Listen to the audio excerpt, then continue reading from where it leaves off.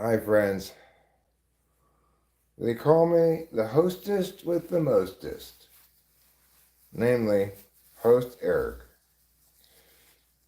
And why have not the aliens emailed me yet?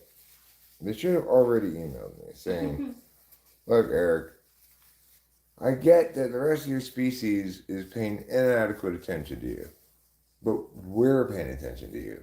And we want to acknowledge, first and foremost, that you were right about COVID.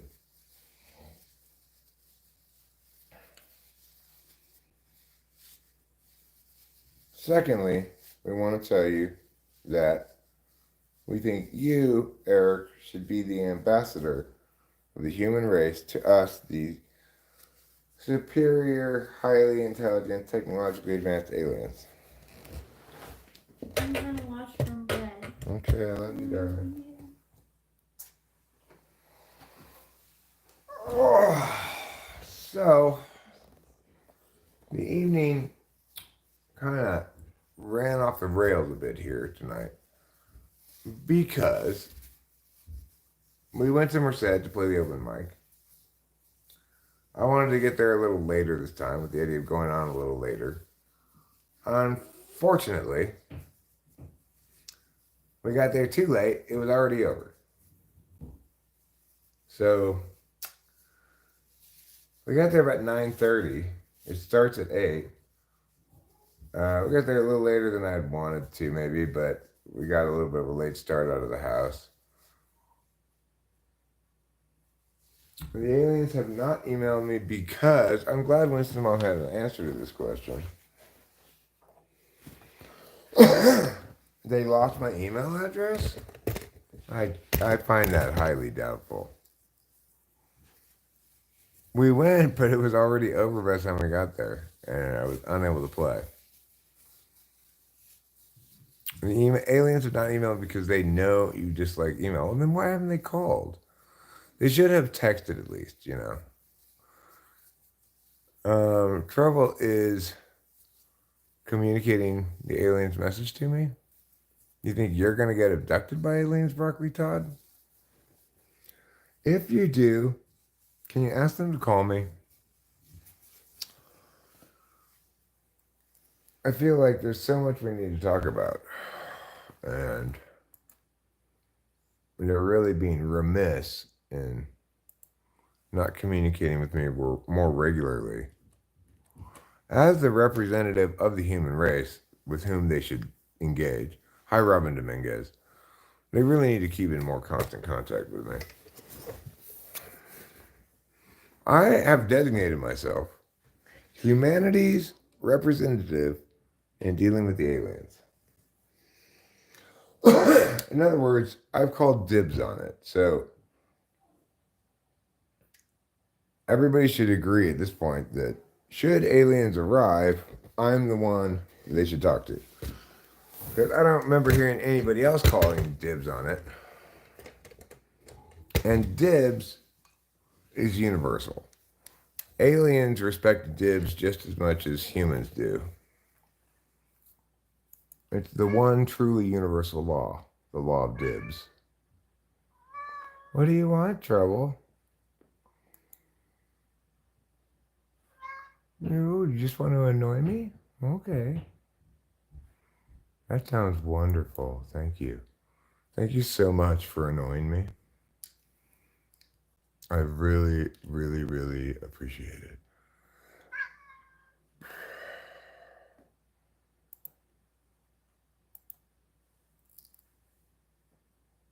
Okay.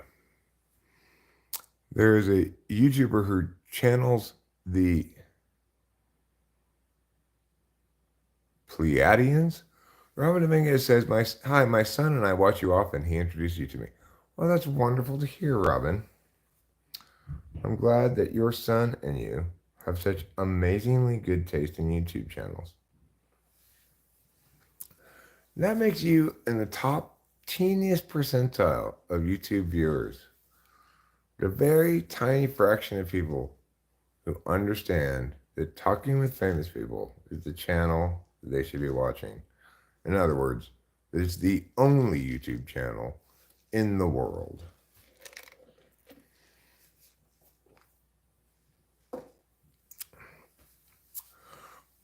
Pleiadian message for Supermoon in Capricorn. This person who's talking about the Pleiadians and Supermoons in Capricorn has 485,000 subscribers. He's just 18 and so intelligent. Well, obviously he is. He found this place. He started listening to Ark. He's like, hi, this Ark guy. He's really saying some shit. Well, you know what, Robin Dominguez's son? You are also really saying some shit. Namely, you're saying to your mom, let's watch Talking with Famous People. 481,000 viewers? Or subs? 485,000 subs? There's a lot of subs for sure. A lot more subs than I have. But maybe that's because I need to talk more about bullshit. Bullshit seems to do quite well on YouTube. I think we can summarize my problem as inadequate ratio of bullshit to not bullshit. You need a much higher ratio of bullshit. You need at least 3 pieces of bullshit for every one thing factual, or else you're not going to get anywhere on YouTube. Although I do seem to be doing a little bit better recently. You know, instead of having, say, what I currently have, like 8, 6, 8, 10 subs, viewers in a live stream, I'll have like 14, 16, you know. So I have been doing a little bit better lately, but I think that has to do with vertical live streaming, really. When I horizontally streamed the other day, I didn't get very many people. I guess because if you vertically stream, your stream gets included on the shorts feed. From what I understand, reading some things. According to your son, you're ISFJ. Well, my mom was ISFJ. My oldest friend is ISFJ. So, you're in good company, Robin Dominguez, if you are, in fact, ISFJ.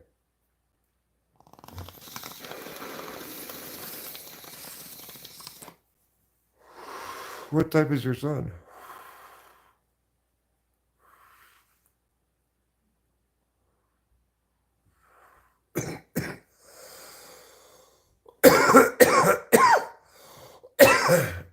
She said ISFJ, not ISTJ, Winston's mom. You read your F's and T backwards. Well, she's dead now, Robert. Oh my gosh. But she used to be ISFJ. On that, she died. What did she die of? Well, dementia, I guess. Old age.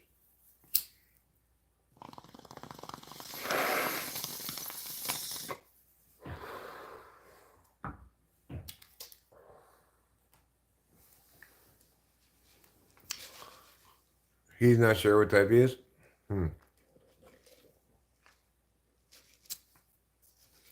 Well, if he's familiar with my typing approach, then he's probably boiled it down to something like, I'm not sure if my TI answers are good enough for 1-2. Maybe he boiled it down to something like, I'm not sure if I'm an ENTP or an ESTP. I'm not sure if I'm an INFJ or an INTP. You know, those kind of things. You say it's ISTP. That's certainly possible. I do get a decent quantity of NI third slot people around here, even though they're NE polar. I have enough, like, I guess, holistic pop that they find it pleasing to experience my NI, I guess. I'm not sure, really. Like, I mean, I guess the kind of the equivalent thing is, well, it's not quite equivalent, but, no, I guess it is equivalent. I could, I can listen to Dullus's videos. He's an INFP, and INFP is my supervisor type. I find it, I find them pleasing and safe to listen to or something. So I guess I have relevant a relevant corollary of me enjoying videos by my supervisor type. So it's not entirely nonsensible that that would happen. Get some ISFPs around as well. Hero Lamb comes to mind.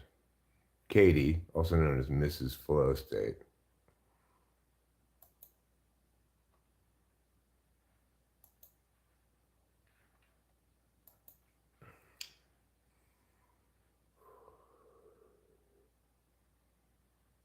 He disagrees with your saying he's ISTP. Well, what makes you say he's ISTP? Do you think he's any polar? Does he have the the ISTP rock conversationalist thing going on where you prompt him, he gives you a one word answer, and then it's it, and you have to prompt again, and it gives you another short answer. Does he have that going on?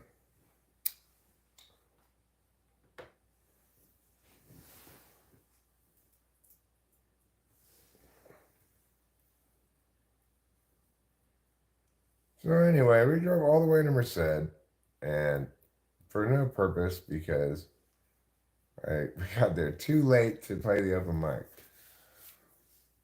Lesson learned. Like last week, I got there too early, right? And I had to wait a long time, and then I went on right towards the beginning. Also, last week there were more total people there. Like if the same total people had been there this week, it probably still would have been going on when I got there. But it was a little more sparsely attended.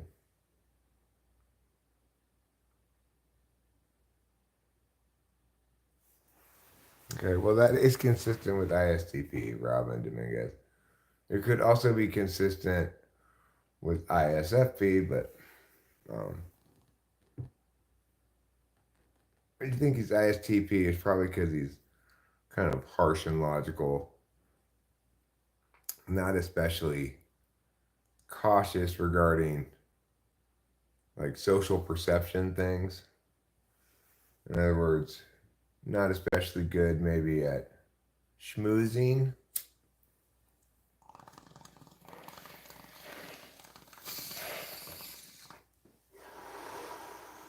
Schmoozing is it's a good verb. It's not one that you hear a lot anymore, you know. It seemed to be more common when I was younger. It would. My mom used to say it anyway. Now I'm not sure what the term would be. The most common term for schmoozing, maybe like networking. Networking seems to have a little bit of a different connotation than schmoozing.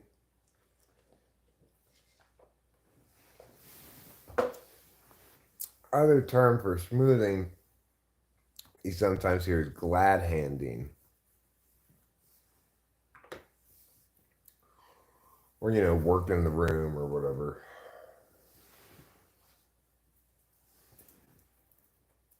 But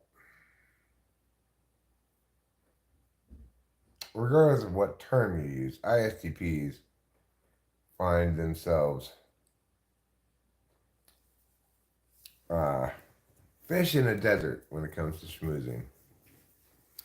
One might schmooze the boss's wife. Networking is going to breakfast with all your coworkers and another company's coworkers. Who's Winston's mom? Winston's mom is this lady who's been around the channel for a long time. Winston is actually a ferret that she used to have that is now passed on, but refers to her non-biological child, the ferret. I mean, she may have given birth to it, but I don't think so.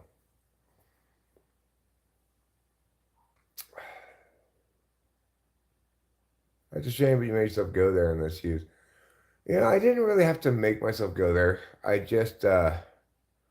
lay down for a nap around 5, and I got up a little later than I had hoped, around 7:20. We didn't get out of the house till 7:45. We still managed to get to Merced by 9, but then we went through In and Out. I was starving. We ate the food. And by the time we walked into the place, it was over. 9:30.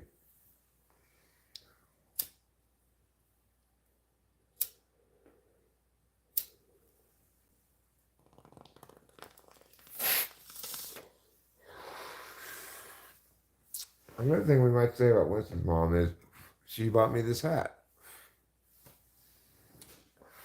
She's got excellent taste in hats.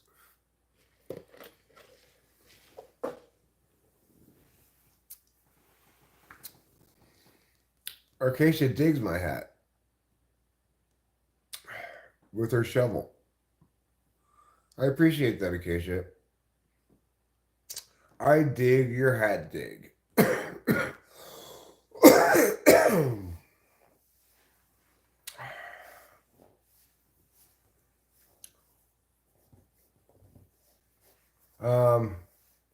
What else was I going to talk about here besides just missing the open mic?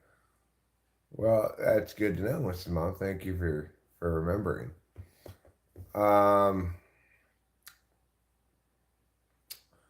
Yes, one thing I wanted to talk about was how much I enjoyed, at least, maybe not every single track we heard, but a lot of the tracks we heard from Chappie Tracks on the way home. Rich put on some music. And I gotta tell you, man, that playlist really fucking slaps. It is. I still want to prune it a little bit. There are a couple of songs that I'd like to remove from it, but it just got a lot of great songs on it. A very diverse bunch of stuff too. Like we started with Weezer, and then the last song was Prof. In between, like a song or two before Prof was this lady who sings like Doris Day, kind of like a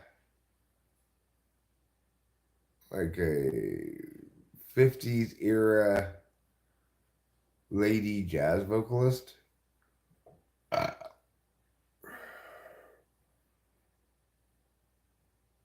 name's like Lawfully or something. Anyway, she makes this song that it's extremely reminiscent of like a 50s female jazz vocalist love song kind of a thing. She's got the voice is just as perfectly it's more perfectly that era slash style of singing, etc., than anything authentic of the time. It's so archetypally that I don't even know what to do with myself. She does a great job with it. With her that whole shtick, like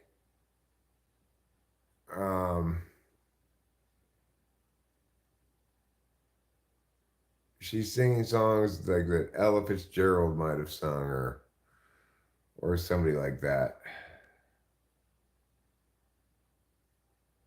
But anyway, also on that playlist, what we heard this evening included Eminem's Criminal, which is pretty fucking fantastic.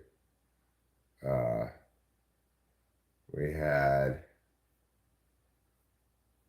a song by the Beths that was quite good.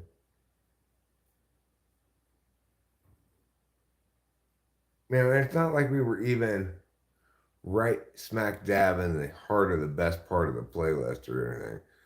There were a few ones that were like, okay, maybe I could do without this one on the playlist. But even so, it's just it represents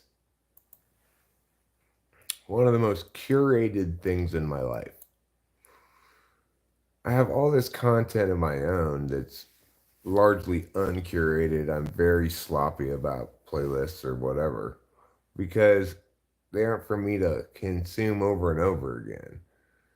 Whereas with Chappy Tracks, it's a playlist that hopefully is and continues to get more so long enough that you can kind of always put it on and uh, and pick a different part of it, you know, and it'll be fresh still.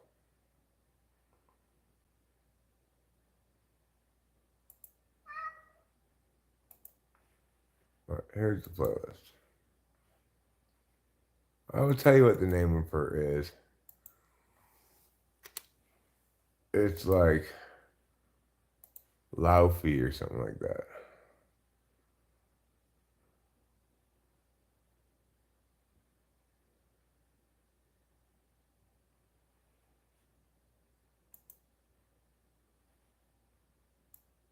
I'll tell you right now.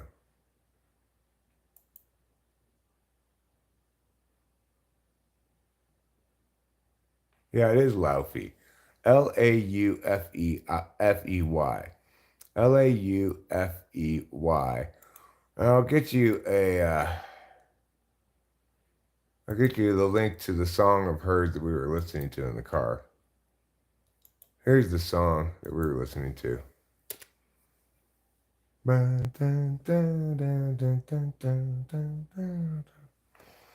a good song.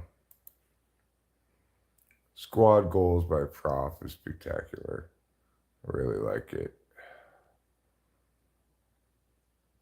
But the song that most struck me tonight of all of them was actually the Weezer song. All my favorite songs are slow and sad. All my favorite people make me mad. So mad.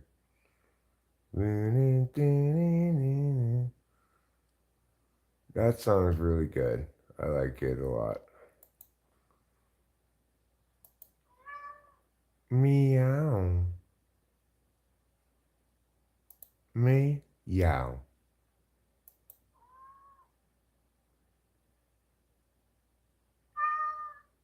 What, kitty? What? What are you meowing about? Oh, meow.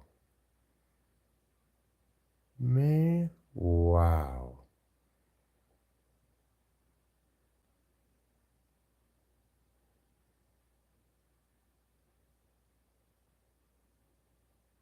Anyway.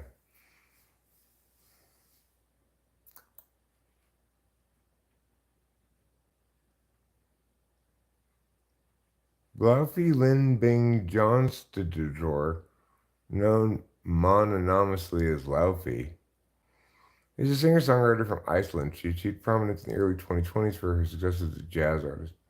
Yeah, I mean, she's killing it as a jazz artist. And I'm not a jazz fan, right? But like every genre, the best things of the genre are timeless and succeed independent of the genre as just an entity in and of themselves. And that chick, she has a very pretty voice, yes, but most notably, it sounds so much like a 50s era uh, American jazz, female jazz vocalist.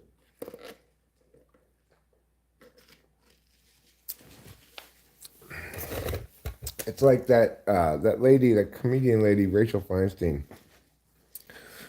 She does this amazing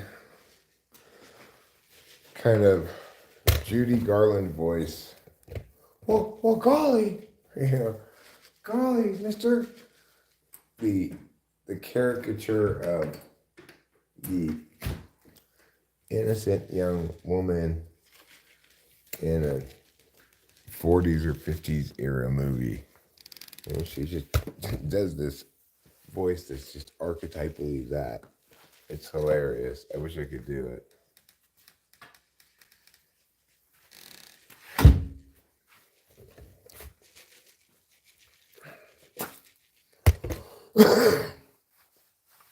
Like both of those voices that I'm talking about, Laufey and her singing, and Rachel Feinstein's old-timey girl voice, they're kind of equivalent to, it's curtains, you hear? Curtains. Stool pitching, eh? That's one of those old-timey voices that's specific to kind of a character from an era. I think it probably links to a specific actor, actually, but it resonates now as just kind of a kind of character in a kind of film from a time period. Where did I leave my glasses inside?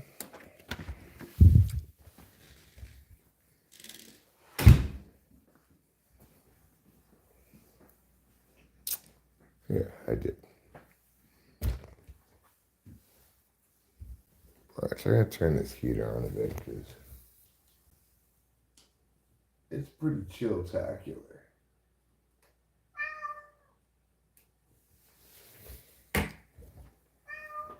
James Cagney. Yes, good night, Robin Dominguez. And sweet dreams.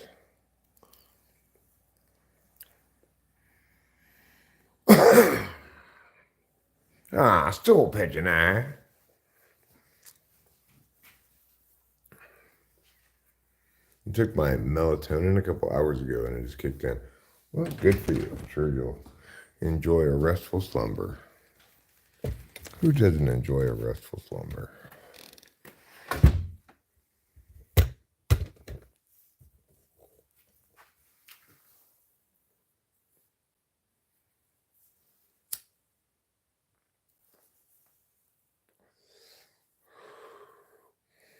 Yeah, well, similarly, I just took my fentanyl. I'm waiting for it to kick in.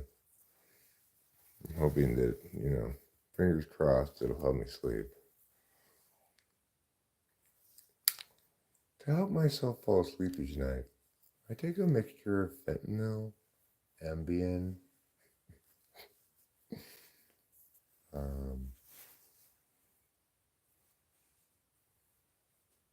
heavy doses of ketamine, and, of course, 4 milligrams of Klonopin.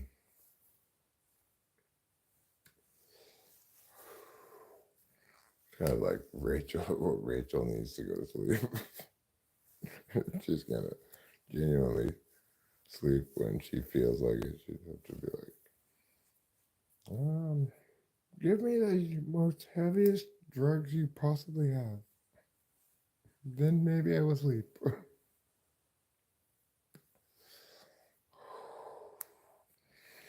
Well, okay, she's just gonna stay out of a hot tub. That's the key, okay? Good night. So, are you in Reuben? Are you in San Antonio or something? It sounded like you guys were in the same place earlier.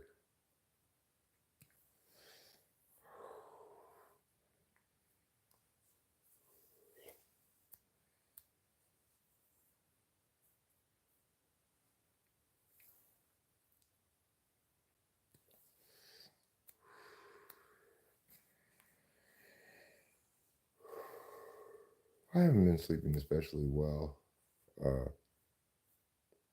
since I got the bottle of Adderall, but I also haven't been staying up all night generally.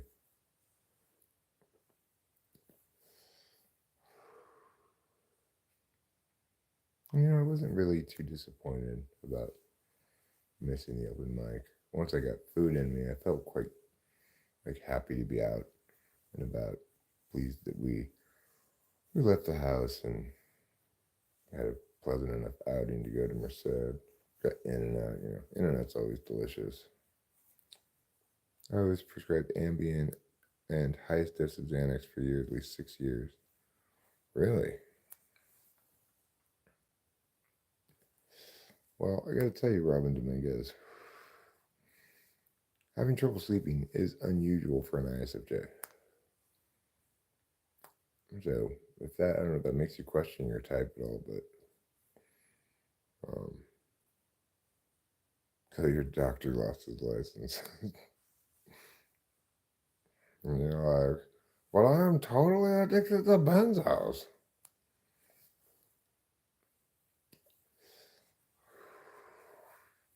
Did you kick the benzos, or did you? That's much more usual for INFJs than it is for ISFJs. INFJs tend to have horrible insomnia.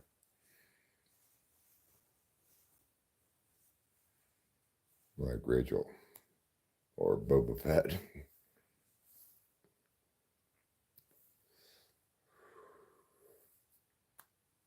And you weaned yourself off of them, huh?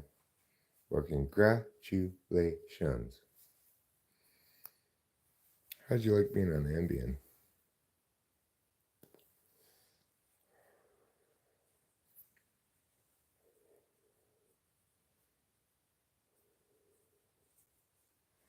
When you medicated yourself and your dad passed, well, that's not completely abnormal. I weirdly, in some ways, found myself less able to medicate when I experienced trauma like that. I couldn't smoke weed, I couldn't take mushrooms. I just did a bunch of whippets.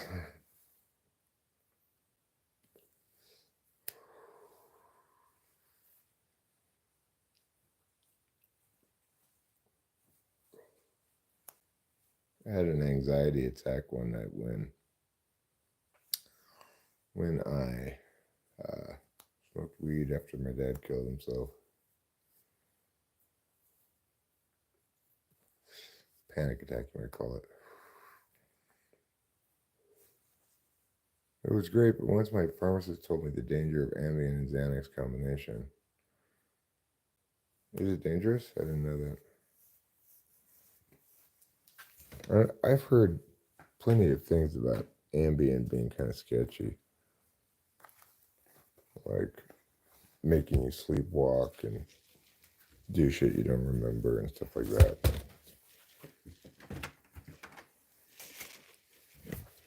I've never taken it, but it's like Rachel's psychiatrist. When we were first meeting with him, I was requesting of him that he prescribe her sleeping pills of some kind. I was imagining maybe Ambien or whatever, but he said he thought it would be better for him to prescribe Klonopin. I think he was wise to do so. That's okay. It happened a while back. He was in his 80s. He was almost 85, and he had essentially lost his wife and a lot of his physical capabilities and stuff. Sometimes Ambien makes you tweet racist things. I like your name, Diversity and Inclusion, Dan. Because if talking to trans people is anything, it's diverse and inclusive.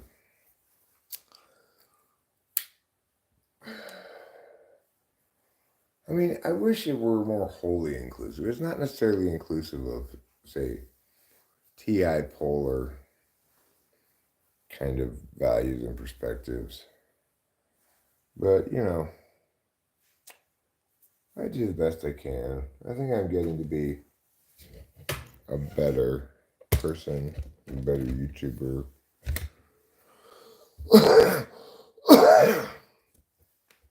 Over time. But, I mean, in some regards, you could say I'm getting to be a worse YouTuber over time because I used to upload a fair amount of videos and now I just do live streams almost exclusively. And, you know, I sometimes do shorts, but I don't know. It's like, yeah, shorts get results.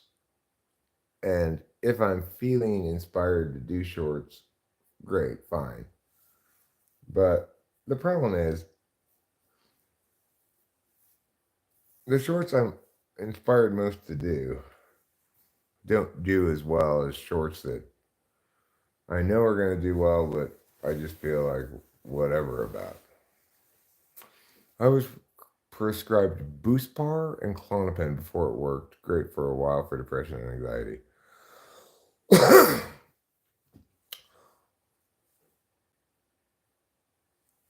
Cool Mo Keem is diversity and inclusion Dan. I don't know either of the names, Winstons Mom. So, but welcome, regardless of what name you want to go by. Diversity and inclusion Dan. I like that name a lot. The way it worked with Rachel was, she has bipolar mania, and first he prescribed olanzapine and Klonopin, which got rid of all the mania, but which made her depressed. And then he added Prozac, and it was like a magic bullet. All of a sudden, she was perfectly sane.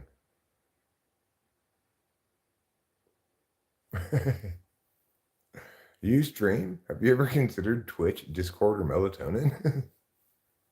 I spend most of my time considering those three things, actually. That put close. I wonder what Boost-Par is. It sounds like a mineral.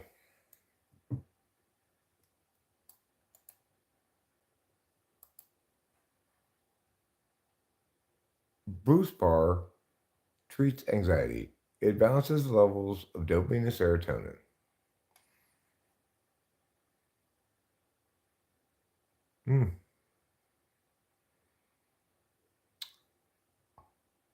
Oh. I guess that's just Boost-Par for the course. Dan Keem is a poor relation of mine. I see.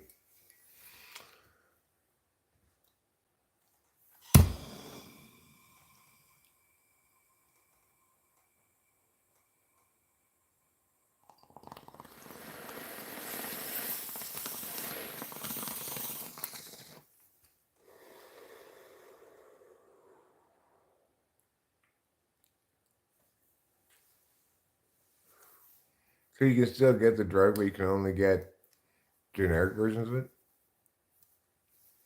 Okay. Aliens don't exist? If aliens don't exist, then why are there cars?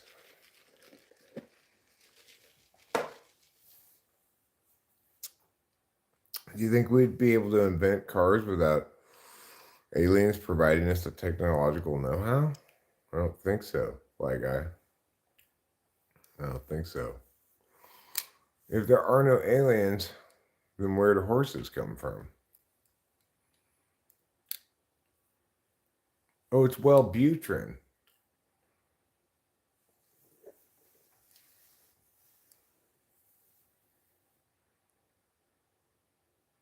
Oh, I see. Oh, I see. It's a different one. Buspirone is better for anxiety, while bupropion is better for treating depression or smoking cessation. Horses are from the sea. You know what aren't from the sea, though? Goats. It makes no sense to have a sea goat. You're currently on Wellbutrin? And how do you like it? Does it make you feel like $1,000,000? It sounds like you've just gone through the entire pharmacy. While Xanax calms the body by binding with GABA receptors, buspirone acts on serotonin receptors. Unlike Xanax, buspirone is not addictive and causes less sedation than benzos. Wellbutrin is buspirone. Buspirone and Xanax are both anti-anxiety medications, but they work in completely different ways.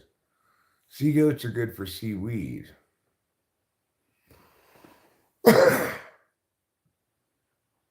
See, I'm pretty sure the sea cows, the manatees, are the things that eat the seaweed, along with a variety of other things. But goats, the reason goats don't belong in the sea is because goats need mountains to stand on.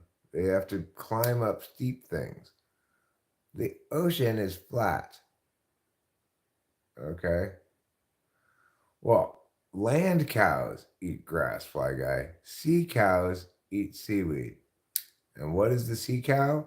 It's the noble manatee.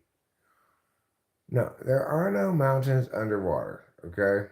That's an urban myth, fly guy. That's a nautical myth. In fact, while there may be some occasional bumps on the seafloor, it makes no good to be does you no good to be able to climb up them because you just float away anyway because there's water all around you. See, it's like if climbing up an ocean mountain was a good idea, then it would provide the goat a means to escape from, say, a shark that's trying to eat them, right?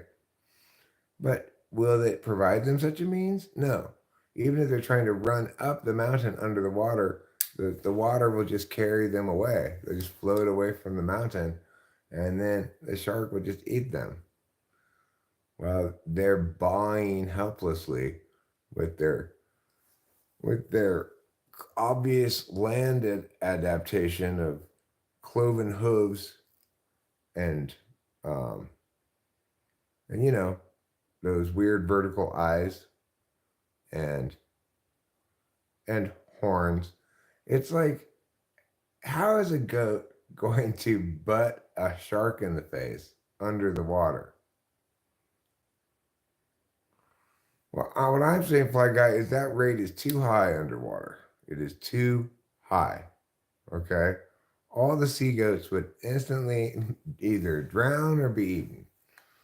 Even if you imagine a sea goat as having gills and like mermaid behind, it's like its advantages of having horns, they're not going to help them at all because they don't stab. They're not even stabbing horns, they're butting horns.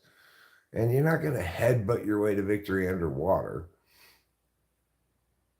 Plus, they've got teeth that are designed to nibble at grass from between rocks. In the ocean, all the seaweed just floats on the surface. They don't need to find any grass between rocks. You know what? You go to sleep, Robin Dominguez, and you sleep with the slumbers of 1,000 Z's. Eric's got sea goat in his birth chart. I do. I got sea goat in my bedroom too, namely Rachel. Budding horns are for the same species, not for deterring predators. Right, well, exactly. So what is going to deter the predators underwater when you're a goat? Above water, what deters the predators is they're standing on this little teeny ledge on the side of a mountain. Predator can't get there.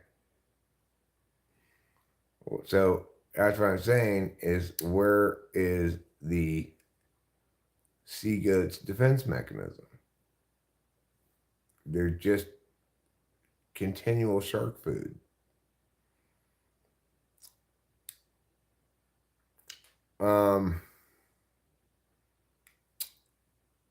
Now that we've explored in full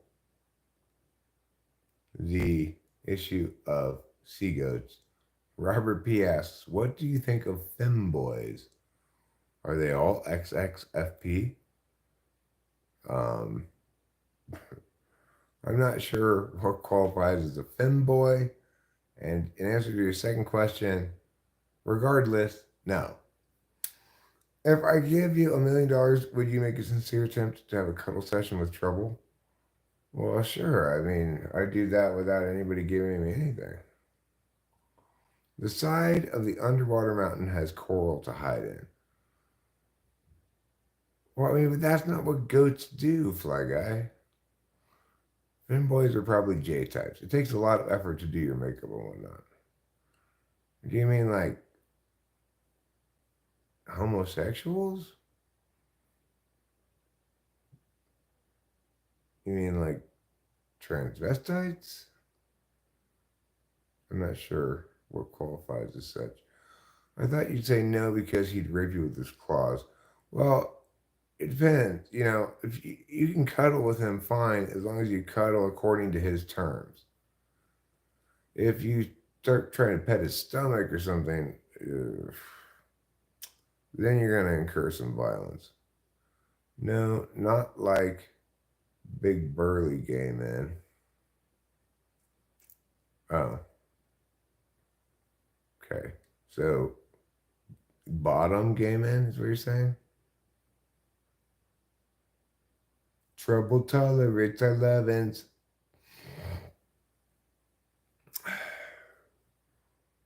I mean, I don't think sexuality really has anything to do with type at all, right?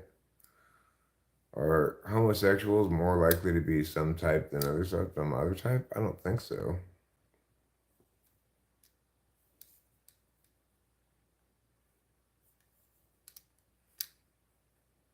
Okay, well,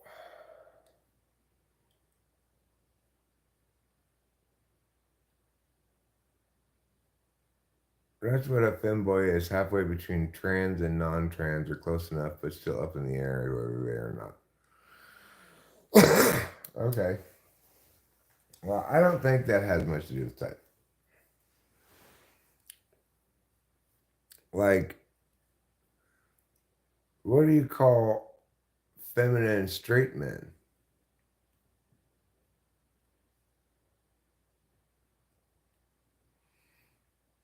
What do you call feminine straight men? Do you call them metrosexual?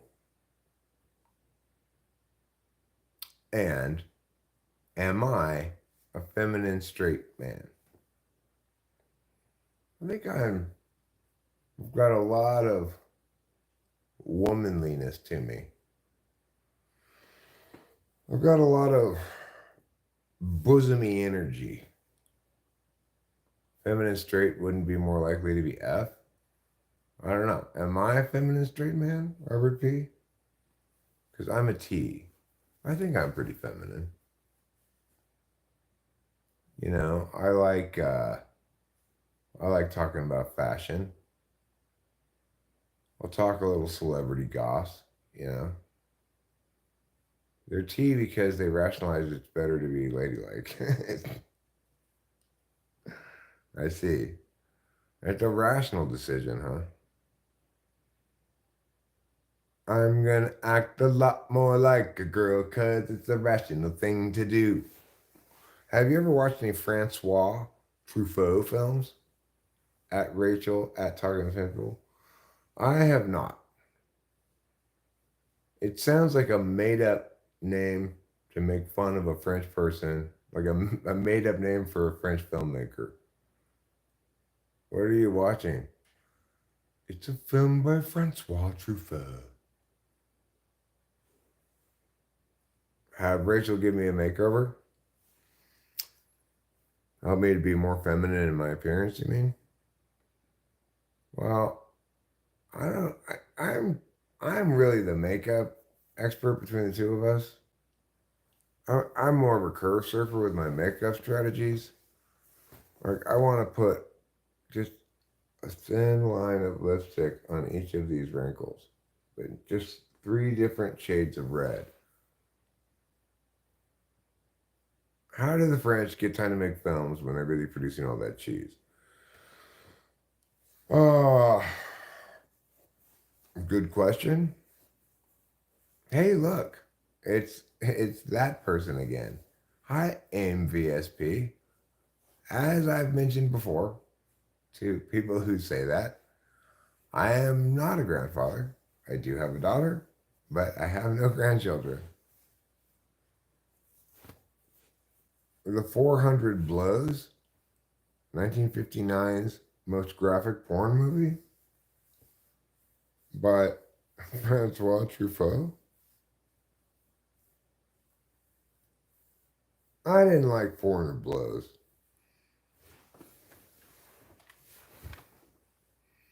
Says Show Media. You might enjoy Shoot the Piano Player, even though they had no ending. I get mad when films are good, but they have no thought through ending to give you closure. Yeah, I do get the sense that the French, it's like they make films by turning the camera on, actors doing something while while the actors are doing something, the filmmakers having wine at a nearby cafe, comes back, turns off the camera, and goes, film. C'est la vie.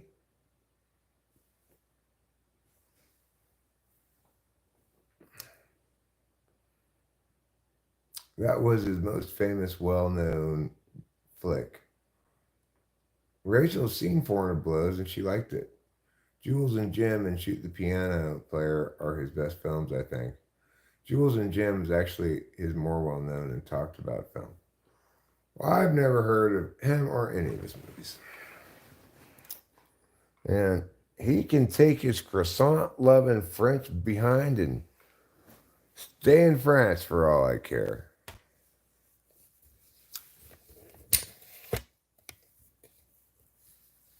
Best known for his extended scenes involving miming Jerry Lewis, Francois Truffaut was a filmmaker that would go down in history. He's considered like a French Woody Allen. Oh, I've heard of Jules and Jim. It's a poster in the house of Tom Cruise's character in Vanilla Sky. Why would you waste your time with that when there is the Marvel Cinematic Universe and Star Wars? Well, show media, that's a big ask.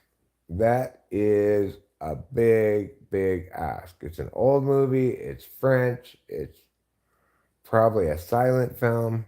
The French love to make silent films. It's probably mostly filled with just a bunch of croissants and an occasional shot of the Eiffel Tower.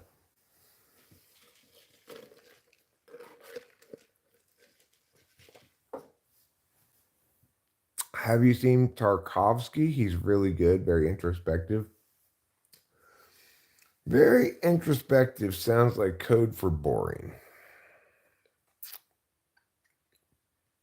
Show media, cinema schminema, okay? I watch movies, not films. And that is one to grow on. I did watch McCabe and Mrs. Miller. If you've never seen McCabe and Mrs. Miller, if you want to see like a arty movie that's very good. It's by the director who directed, it's by Robert Altman. Thanks, Adrian B. Winston's mom got it for me. She wasn't talking to you, Fly Guy. Okay? She was talking to me about my hat.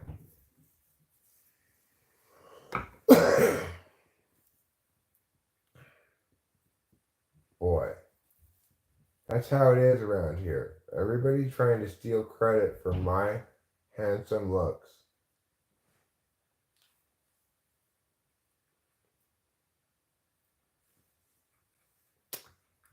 Yeah, Robert Altman.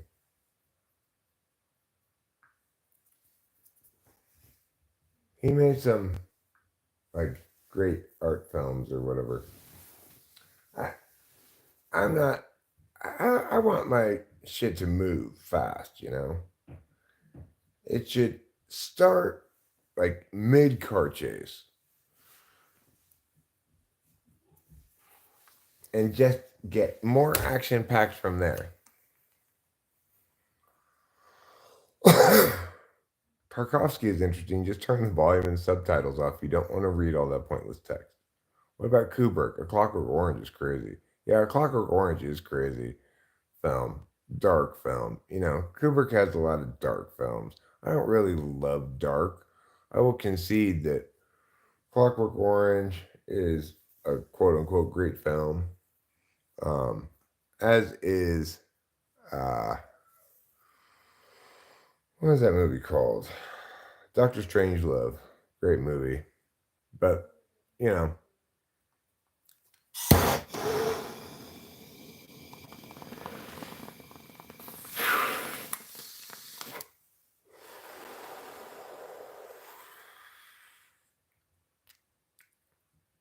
I clocked work orange on TikTok. The condensed version, more my speed.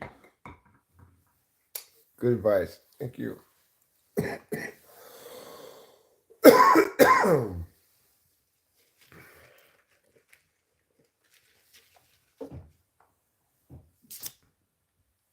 You know, seriously, one of the best movies I've ever seen was a movie I saw quite recently, Quiz Lady. Spectacular film. Just amazing. Yeah, comedy that's actually funny. Yeah, a comedy is actually funny, and a movie that I watched twice in a row, like back to back, and enjoyed just as much the second time, which is crazy. That's not my style at all.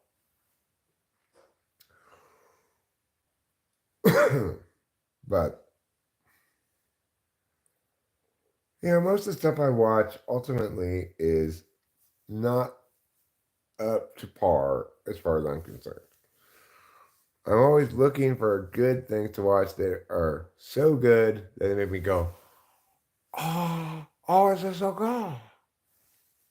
Watch Cemetery Man? Does it involve death? It sounds like it would. A space odyssey while tripping balls? I mean, I would just, I find it boring already. If I were tripping, I'd just have zero patience for it. No death, but some digging.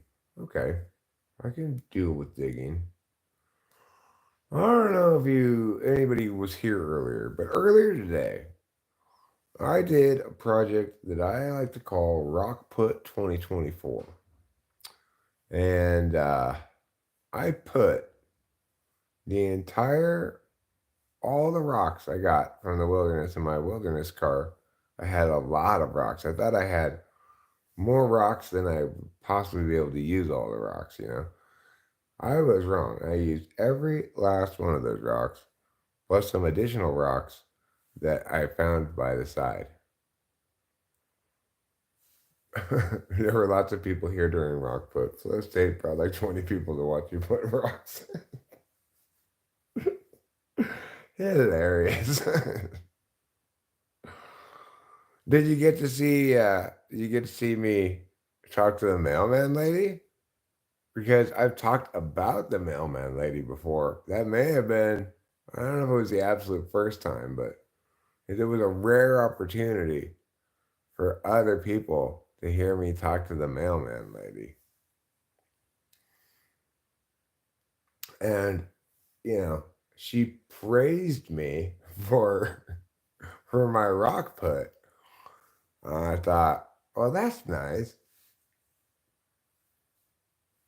Yeah, you missed a great rock put, Karma Spent. Well, you know, I get it. She doesn't want to dry. I don't want the mud there either. This has been going on for quite some time, right? Like, it started last year when it was muddy. Rachel did make mention that she was our mail lady. Yeah. But you know, I've decided to be to be not an 8 about that. Would weed be good medication to lower my blood pressure? I have no idea. I have no reason to believe it does lower blood pressure. I can't think of why it would, but that doesn't mean it doesn't. Like, I'll tell you one thing that'll lower your blood pressure a lot. Give blood. Having less blood will lower your blood pressure. So, if your blood pressure is too high, you should remove some of your blood. Oh, weed actually raises blood pressure and heart rate? Good for you, weed. Good for you. Good job. Good job making people feel excited. I guess that's what happens when you have a higher blood pressure and heart rate. It means you're excited by life.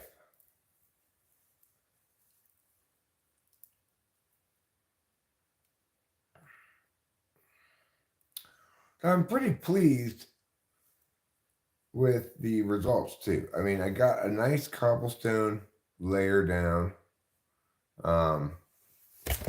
And I covered the cobblestone layer with the last 4 bags of gravel that I had up there, and it's looking pretty good, pretty solid, you know. I wouldn't want to drive an 18-wheeler over it, but I'm hopeful, fingers crossed, that this time when it rains, because we're going to get a lot of rain starting on Thursday purportedly, I'm hopeful that when it rains this time, it won't become a muddy catastrophe, but instead will be just rocks and gravel instead of mud. I wonder if there's an accident now, you will be liable because you made alterations. I mean, I don't know how I could be more liable for, you know, it's this stretch of ground between the road and the property line. And so the thing is, in that stretch of ground, that's where they buried the fiber optic cables, I guess. But they didn't fill it in properly afterwards. So it's just mud. So I just put some rocks and some gravel there. How is that going to make me liable?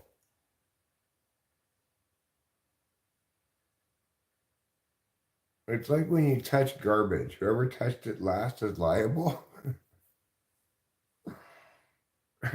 I'm not sure what that could possibly mean. Liable for what? Liable for... Oh, you mean now it's your garbage? I see what you're saying. So you're responsible to throw it away now that it's your garbage? What if I... Okay. If I accidentally brush against your garbage, then it becomes my problem?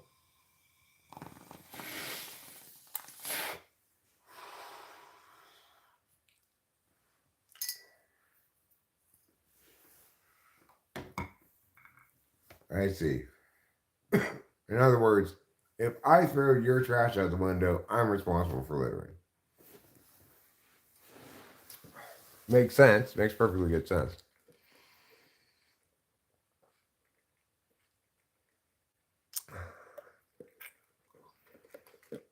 If I fling a pie in your face, you have to clean it up. Well, it's hard to conceive of the sensible explanation of saying the one who litters is the one responsible, not the one whose trash it is, right? I think is unlikely to be misapplied in that context, Fly Guy. It obviously doesn't count if somebody throws their trash at you on purpose to make it your trash. That's not going to count. That's not why they have that rule.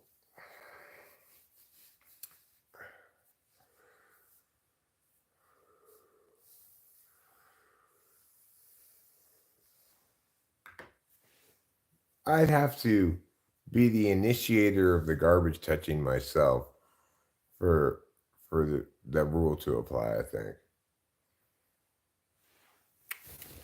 Okay, I need to clean the top of this bong. It's making my lips all resiny and gross, which I don't like.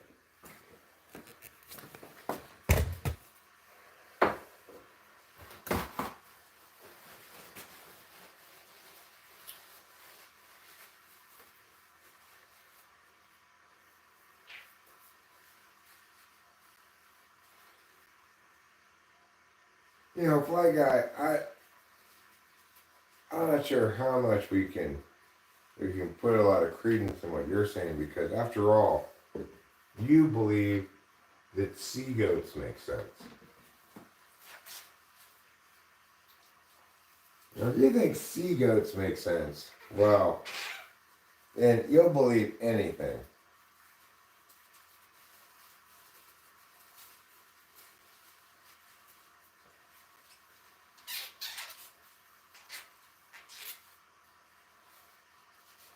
I think maybe it was Carrot who one time told me that you like watching things that make you mad. Because I was saying, like, I understand why these people who don't like me watch me. Why would you watch somebody you don't like? And Carrot said, Fly Guy likes to watch things that make him mad, presumably, which means that he doesn't like, you know. So, is that true? And if so, am I one such thing? I hate this Erica. It pisses me off so much. I watch him all the time.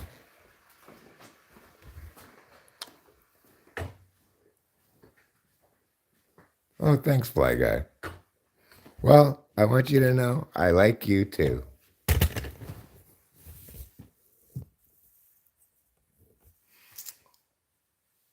If seahorses make sense and sea cows make sense, it's only natural to believe another ungulate would make sense. Maybe, but why a goat? Why a goat? Can't we find a third ungulate besides horse and cow? What about camel? A sea camel I could get behind. They have humps to float around. I've seen you smoking cigarettes. How do you smoke without feeling like crap? I smoke 2 to 5 times a day and I feel nice for the first time. Feel nice the first time, but the rest of times I feel crappy.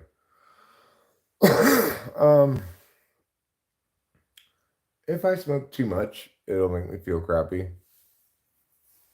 But if I smoke my normal amount, which is a little less than or approximately a pack a day, and I spread them out fairly evenly, then it doesn't make me feel like crap. I also don't finish cigarettes a lot. Smoke half a cigarette or something.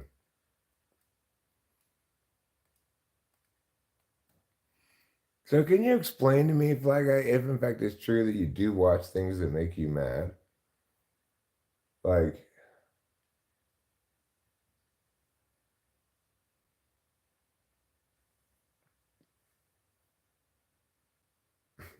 doesn't that bother you or something? Like, doesn't that? I guess I was supposed to say, well, doesn't it make you mad though? If it makes you mad, doesn't it make you mad? And I don't know. I don't like being mad. I can't believe Carrot is spreading lies about you. You're furious. I'm not sure it was Carrot. I think somebody told me that. It might have been Carrot. I may have just assumed it was Carrot because uh, you obviously know her.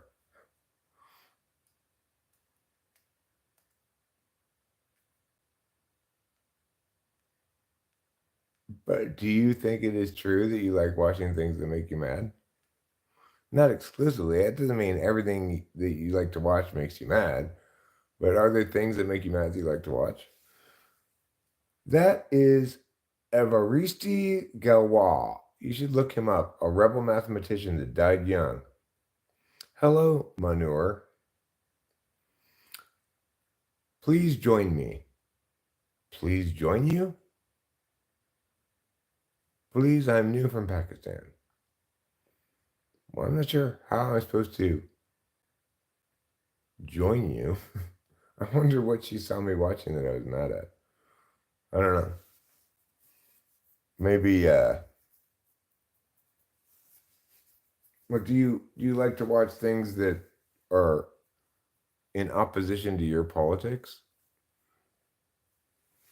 And be like, those darn meow meow meows? Some people like that. Okay, well, I don't know even what you mean. Say, please join you.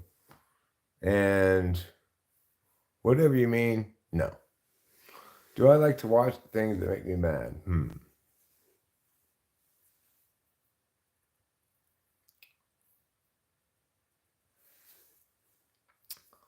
Manure.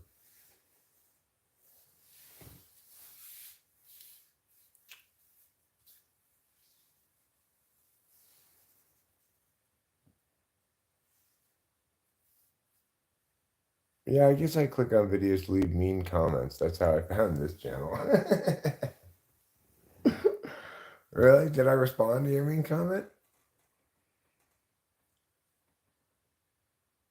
No thanks.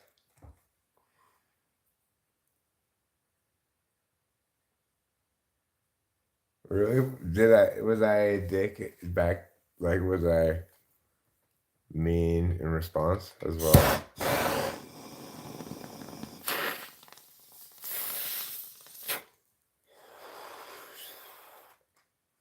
Did I say, oh yeah? Same to you, mister.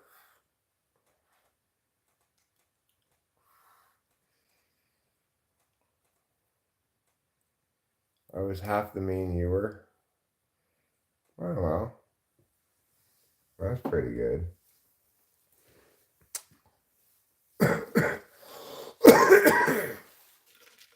Do you think I've gotten nicer? I think I have, but I'd be willing to hear negation to that claim. I made a video shortly after about treating people nicely, about how I should treat people more nicely. Well, it's possible you put a comment on an old video that I regretted. Will you shut up, Manure?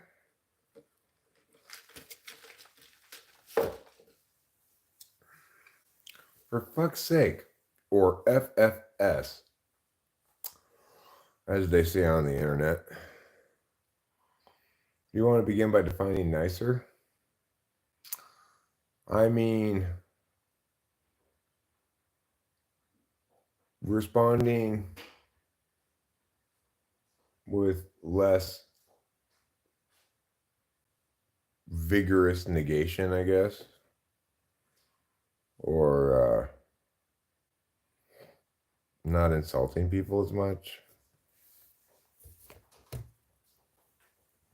Trying to highlight commonalities more than meow meow meow. Something like that. Any of those would be fine. All of a sudden there's 25 people here. I guess flow state must have just ended or something. That's nice. Welcome everybody who just abruptly showed up here. I appreciate it. But insulting is fun. Well, Dr. D-Head, hi Flow State, how are you? Welcome and thank you for bringing along a big crowd of people with you. May I just say again to you, if I haven't already, congratulations for your success. I'm very happy for you. Hello, the Naikas. Thank you for taking us on a tour to this channel, Flow State. Yeah, thank you, Flow State, for taking us on a tour. All right, well, This is very unusual for me because we average around, I don't know, we've been doing a little bit better lately, averaging around 16 people here probably. Sometimes 8, sometimes 20, somewhere in there. But I'm not sure you've all arrived at the most exciting time imaginable. I'm not even sure what we're talking about. I have answered the question, I believe, in part, why haven't the aliens emailed me yet? At least I've answered it in that I've highlighted the fact that they should email me because I called dibs on the position of alien ambassador for the human race. And since nobody else called dibs on it, it's mine.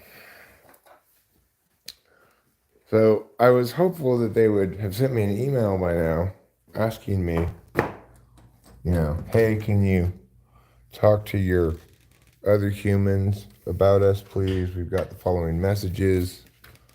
We'd like you to share with us some of your women. I'm assuming that's what the aliens want, The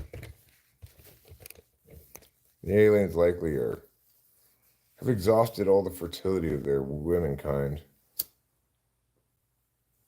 We need to branch out. It's all part of the grand scheme of evolution, which explains all species, both terrestrial and alien. Yeah. The thing is, the little green men with the big eyes, they clearly evolved on a planet where they needed to blend in with the plants, and which didn't have a lot of light. That's why they needed the big eyes. And apparently, on a planet where they never invented email, because otherwise they would have emailed me.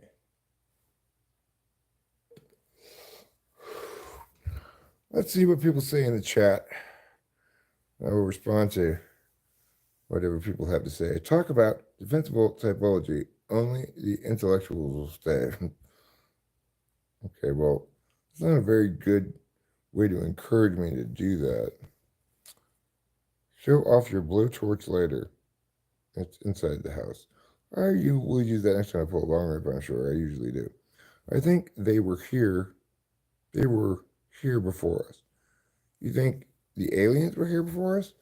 Well, aliens is a possible explanation for where species come from. I mean, it just pushes back the question of speciation a layer, but it is a better explanation than any current explanation we have that's predominant, like evolution or creationism.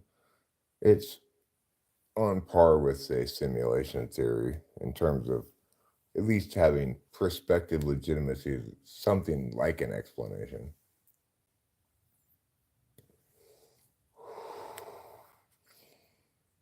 If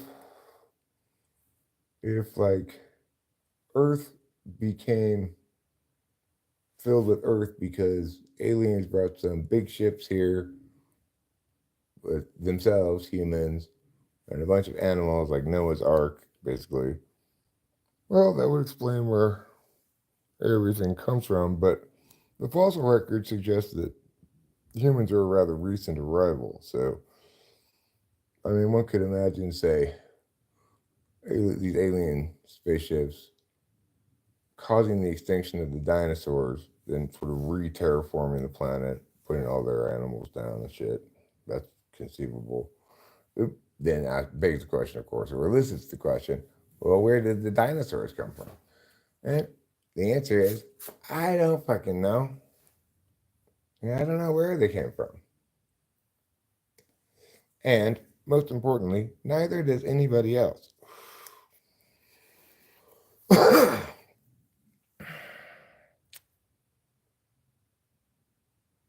I am a jack of all trades.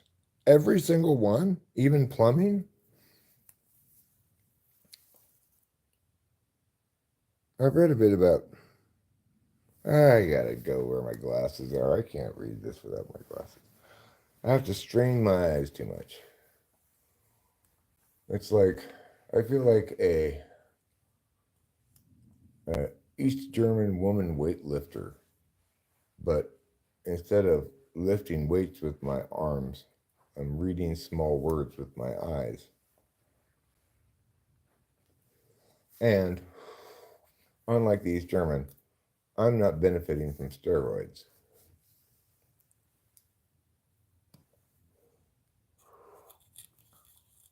Don't you kind of have a nostalgia for East Germany? Like old school, just epic fail totalitarianism rather than new school, cool war. Putin in China, authoritarian, anti-democracy bullshit. It makes you nostalgic for East Germany. At least they performed well in the Olympics. Shit flows downhill. Payday is on Friday. Lol, I think we should bring back copper piping for our drinking water. It helps with its healing properties. The freak says hello, or I'm sorry, hey yo. And in response, I say hello to the freak. He's the freak because they were all out of thes. Jonathan Earl, put a master of none. Put it where? I don't know what that is. Humans precede aliens. That's my theory. But do you think aliens are a real thing? I'm not watching you right now, Trouble, because I'm reading the things now. Shh. Stop yelling at me. No. Oh, God. This cat is going to drive me insane. So, humans precede aliens. That's my theory. I don't think they are per se alien. I think we share Earth with them. Okay, but do you think that they're like Sasquatches then? Do you think there's anything mysterious about them at all? Anyone familiar with Ayurvedic dashas? No. Is that Buddhist, Zoroastrian? I'm a jacket of all trades when it comes to having conversations. It's also a great study on archetypes of women in a hero's journey. Women in a hero's journey. You mean like Joan of Arc? Why is she of Arc anyway? Yes, I've read a bit about doshas, but they sound like another version of social, meso, ecto, and endotypes. The dinosaurs are from Venus. Assign me a dosha, Robert. Confucius say, he who goes to bed with itchy bung wakes up with stinky fingers. Okay, well, thanks for that. Put a master of none. Not sure what that means still. In the Bible and Ezekiel, it tells about them. They live on top of tall mountains. Just an observation. Aliens? Ezekiel says, and so it was said that the aliens live on top of tall mountains. Confucius. Muggity meow. How is that for weighing in on plumbing discussion? I don't know a ton about anything, but I know just enough to start asking questions. Questions are a good way to make progress in using language to do some sort of intellectual or communicative work. I don't believe in aliens, but if they exist, they're humans time traveling from the future. And if time travel from the future were possible, it already would have been all over the place, right? Because it invalidates the idea of it coming into being later. It's a continuation of the saying, jack of all trades, but master of none, autocorrect. Yeah, I'm familiar with the expression. And you're telling her that she needs to remember that claiming to be a jacket of all trades requires her to acknowledge that she masters none of them. How does defensible typology explain the beginning of personality configuration? Is it genetic or environmental? It doesn't explain it. I have no answer for that. How is attentional configuration configured? Well, I mean, as per the way I described its configuration, like, in other words, people have a dominant function and a tool function, and that, and their relationship with every other possible function is defined accordingly. Cryptoterrestrials. Time for your weekly probing. I mean, how does it become configured that way? I don't know the answer to that, unfortunately. I talked to people, what are your thoughts on the Mandela effect? I am very highly affected by the effect. I think the Mandela effect essentially is best described as remembering what should have been rather than what was. And it's a tendency of NI or intuition over SI. So that's my take on it. I don't think there's anything magical going on at all, but I do think that it trips people out when they misremember something and a lot of other people misremember it the same way. You know, I had this experience one time. We were talking about the Mandela effect, and Rachel was coming downstairs, and I was reading something from the internet that said Sinbad was never played a genie in a movie. And Rachel didn't know what I was reading about, what I was talking about, or whatever. She just said, "Yes, he did. He was in a movie called Sinbad in the '90s. I mean, called Kazam in the '90s. He wasn't in such a movie, but a lot of people remember that as having been the case.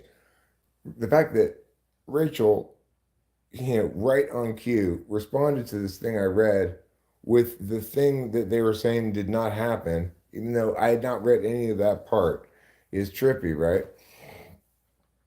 But basically, it's explained best by she remembers it as it should have been. It shouldn't have been Shaq playing that role at that time. It should have been Sinbad, who already wore genie-like earrings, right?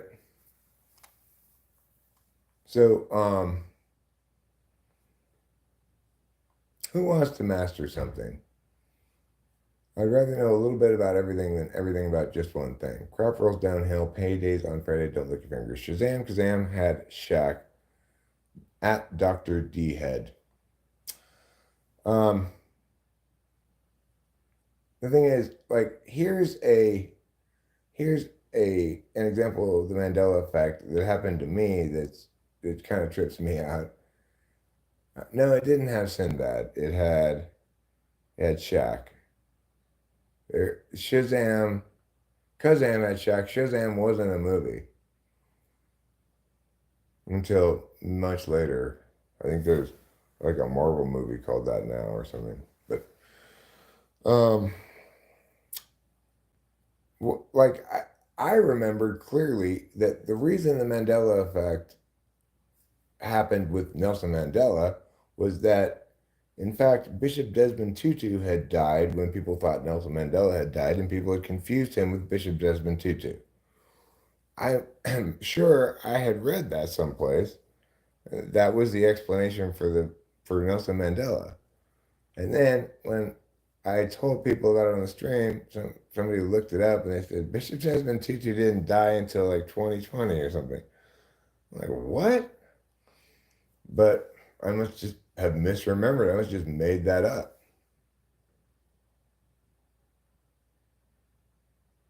No, Shazam was never a movie. Look it up.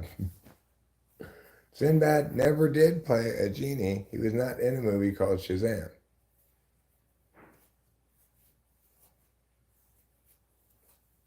You should look it up on your interwebs because you will see that I'm correct.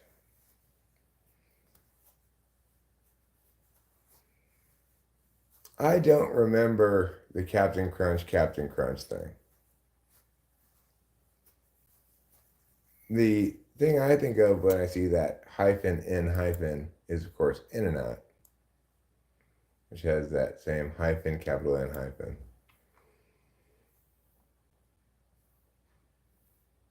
I don't have to look it up. I watched it numerous times. I have memories of watching it with my children who also remember watching it.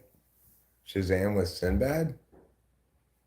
Well, I mean, if you look it up on the internet, you'll see that officially, anyway, the movie doesn't exist.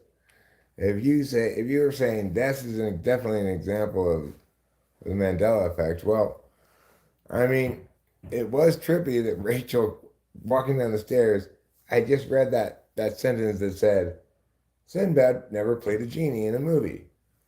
And Rachel, without knowing what we were talking about, or seeing what I was looking at, said, yes, he did.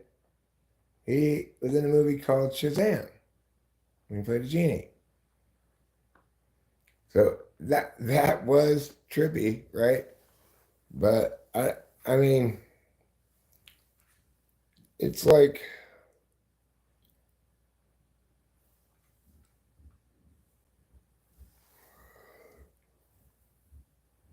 I mean, I don't think Kazam was an affirmative action move.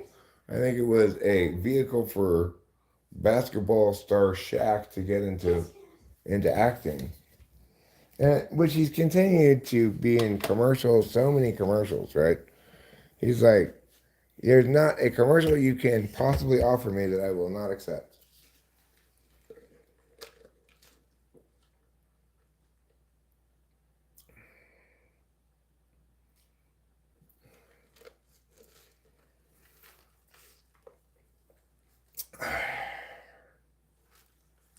It's like Dawn dish soap at the store brand. Polysyllabic. We know you believe the Mandela effect is a psyop to raise confusion and polysyllabic. Are you sure you mean polysyllabic? I wondered if they had that Sinbad wasn't black enough, so they redid it with Shaq. I like both of them, but preferred Sinbad and Shazam over Shaq and Kazam. But I mean, but you can't watch Shazam, right? Sinbad smoked PCP with Wayne Brady. Well, I mean, who can blame him? What about Black Tom Explosion? I don't have any idea what that is. I'm not sure what that is.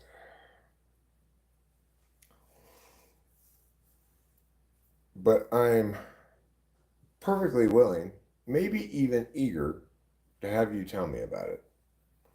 And if anybody else is here, since we have considerably more people here than are chatting, has any subject they'd like to hear discussed, any questions like that answered, please do pose that. What was the first foreign attack on U.S. soil after 1900?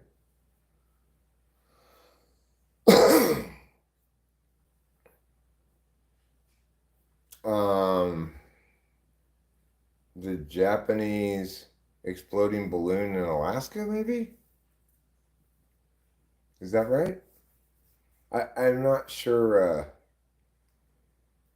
I'm not sure if there was one before then.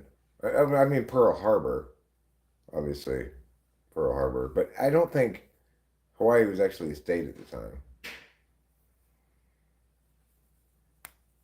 So, assuming that Pearl Harbor after 1900, it says that after 1900, assuming Pearl Harbor doesn't count as the first foreign attack on U.S. soil because Hawaii is not a state at the time, then I'm going to say the exploding bombs from Japan sent that landed in Alaska killed somebody, I think. Maybe Oregon. One of those two places. Maybe both of them, I'm not sure. But I'm guessing that's wrong. It's the Black Tom explosion on July 30th, 1916 in Manhattan. It damaged the Statue of Liberty torch. I've never heard of it. Who was it? Who was it perpetrated by?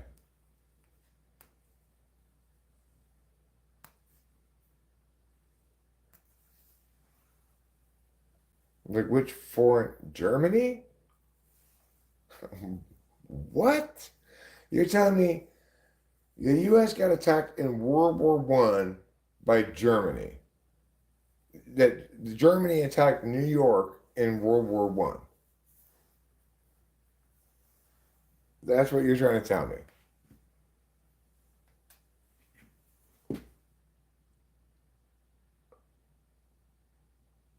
And now there's also Kingsland explosion and Torpedo Alley as well. Both of those were German. When did they occur? Also during World War One? And that's in America? Okay. You're tripping me out now. I've never heard of any such thing. And it's not like I'm some sort of history expert, right? But I think I would have heard of that.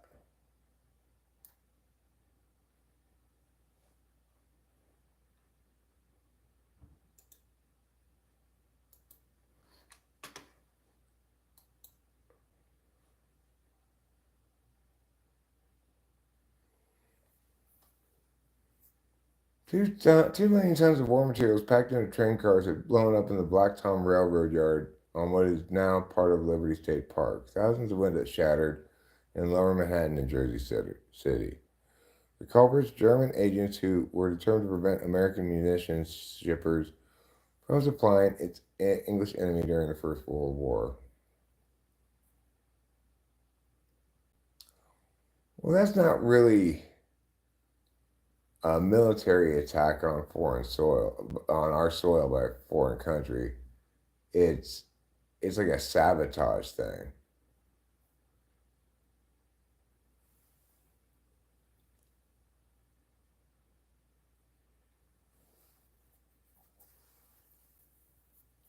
The most successful and experienced anti-sabotage investigators turned to be the state detectives of New York Police Department's bomb squad.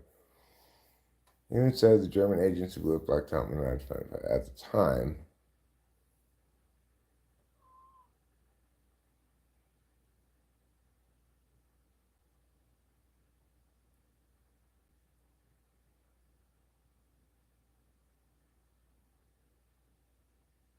It's weird because I was it wasn't that long ago that I had this conversation where I said, I'm pretty sure America never formally entered in World War One. And I was surprised when I researched it to discover that yes, we had actually entered it formally and had formally been fighting in the war fought in the war for a couple of years. I remember it, learning it. America never even entered that war, but I think I'm just remembering it wrong. So that Black Tom explosion doesn't shock me that I wouldn't have heard of that because it's kind of a sabotage terrorist thing rather than say um, a a an attack launched by a military like say the balloon bomb things that Japan sent uh, that blew up in Alaska slash and or Oregon.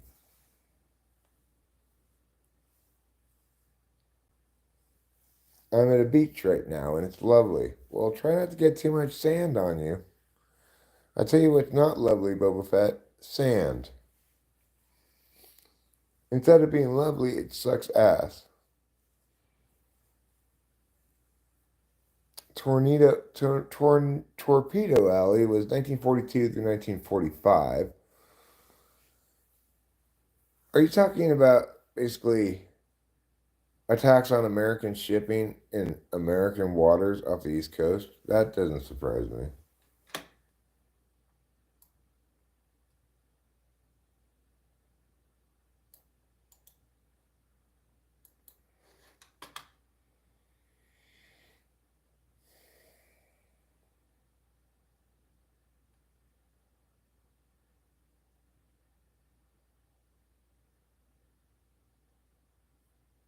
Yeah, that doesn't shock me. I knew that. I know that Germany was shooting a lot of Allied ships with their U-boats. It wouldn't doesn't surprise me that they would have gotten as far as the off the coast of the East Coast.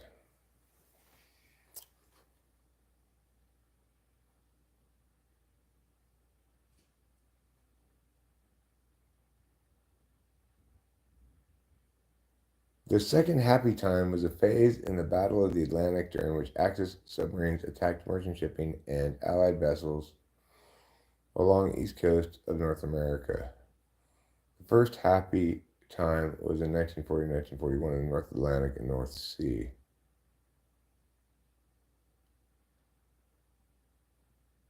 Huh. Happy time. Why do they call it that?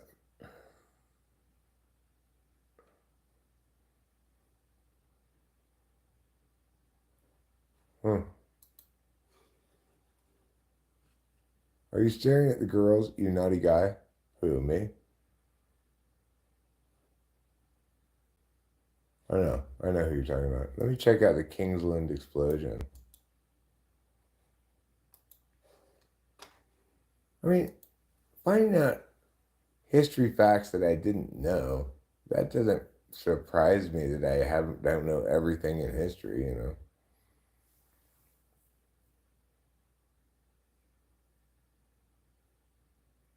The Kingsland explosion was an incident that took place during World War I at a munitions factory in Lyndhurst, New Jersey. An arbitration commission in 1931 determined that in the Kingsland case, the commission finds upon the evidence that the fire was not caused by any German agent. However, in 1953, Germany paid $50 million in reparations to the United States. Really?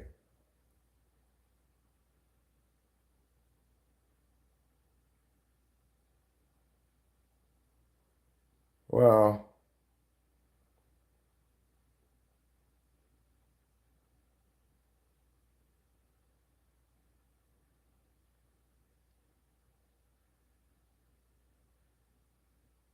again, it doesn't surprise me that I don't know about this. I'm not that much of a history expert. Dose of Reality, Brian S. Stavely has a fantastic short playlist on his channel on Mandela Effects. Okay, that sounds fun. I like watching those kind of videos. Strange things are afoot in the Circle K. When did the Mongols rule China? I don't know. I'm not up to date on my Mongolian history. And yet, no sand, no computer chip, no phone. Who has no sand, computer chip, or phone? Or what you're saying is, if we didn't have sand, there'd be no computer chips or phone. Well, that may be true, but that doesn't mean I want to get it in my vagina. There's a massive ocean just a few feet away. I mean, toilet. Just poop right on the surface. It's not a good idea. You're probably going to incite a certain amount of pushback from your fellow beachgoers if you take that approach. I would guess. Well, I mean, the thing is, Naika's, even if you want to say, I believe in the quote-unquote Mandela effect,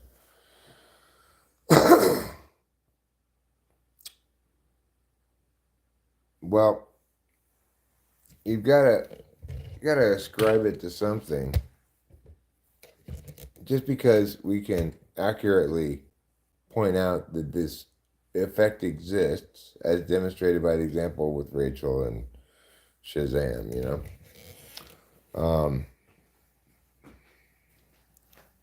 We don't have a particularly good explanation for what it is or why it's happening. I like my explanation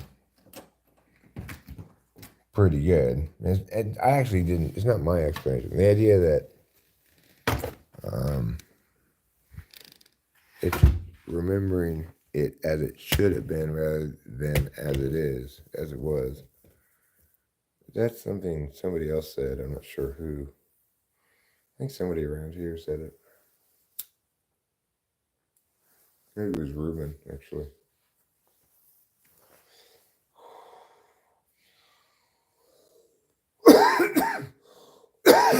But I think that's probably the best explanation. I agree. There's some things that seem pretty spooky.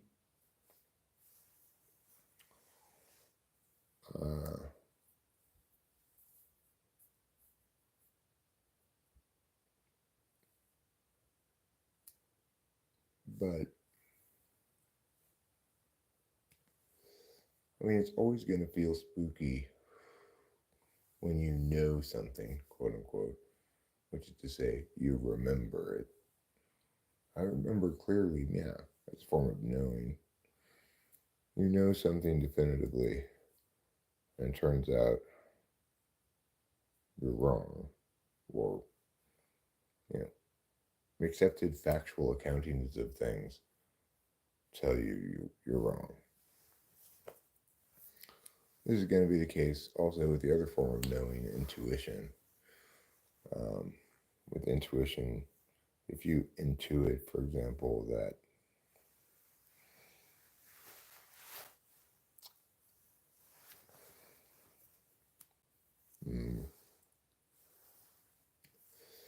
let's say you say let's say you see a battle of the bands, or I don't know, a song contest on TV, and from your perspective, you intuit clearly that song number 3 on this grouping is far and away better than the other ones. Definitely should win the group. And then song number 5 wins the group, and you think like that one's at best mediocre. You're gonna be like, what? What are they? How are they? What are they looking at? What were they listening to? You're gonna be like, what the fuck, you know? Because again, it's what you intuit is a form of knowing. You know that's the one, and these people are somehow not knowing what you very clearly know. It causes a certain amount of sense of like, what the hell is going on here?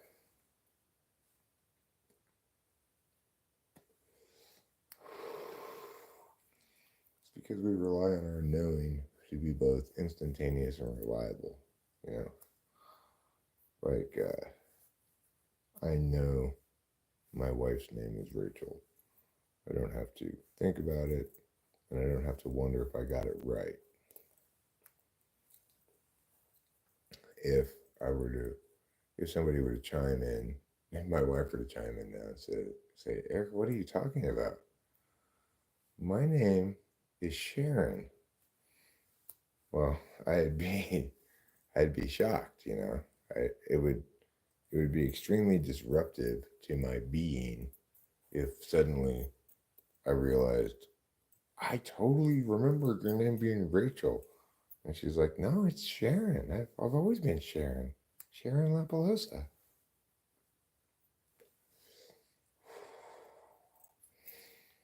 I mean, at that point, I'd go all in on Mandela effect. You know, like, all right, everyone, listen up. This is ridiculous, but my wife's name yesterday was Rachel. And from every piece of evidence I can find today, her name is Sharon and has always been Sharon. Does anybody out there please remember that her name used to be Rachel?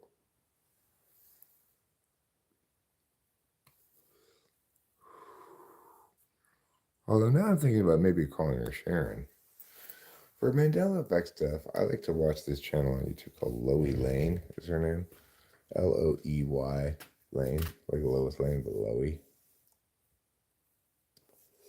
And what she does is basically, she's like an aggregator of spooky TikTok videos, including a lot of Mandela Effect stuff.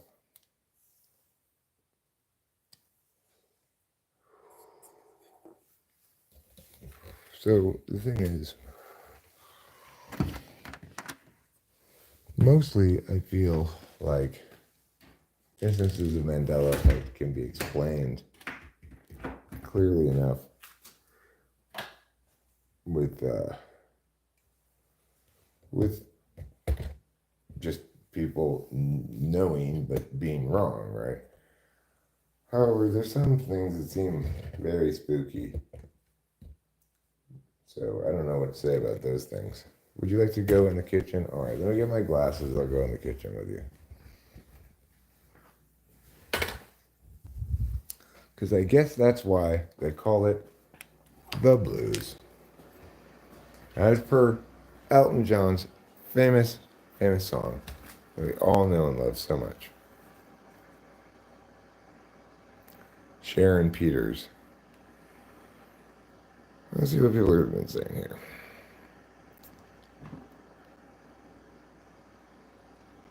' The most important thing is acknowledging that it is in fact happening so that we can address it. I love panel discussions about it because we are not crazy as we're being told we are observant. I don't think anybody's telling you you're being crazy. The question is, is this failure of knowledge representative of changes to something, or is it representative of just a common knowledge bug, knowledge glitch, you know? How do you know you haven't been contacted by aliens? I might be an alien, you would never know. Well, that's true, but I guess what I'm asking in the title here is, why haven't they explicitly emailed me as aliens telling me, hey, we heard you got dibs on Alien Ambassador, Eric, so we want you to engage with the people of Earth on our behalf.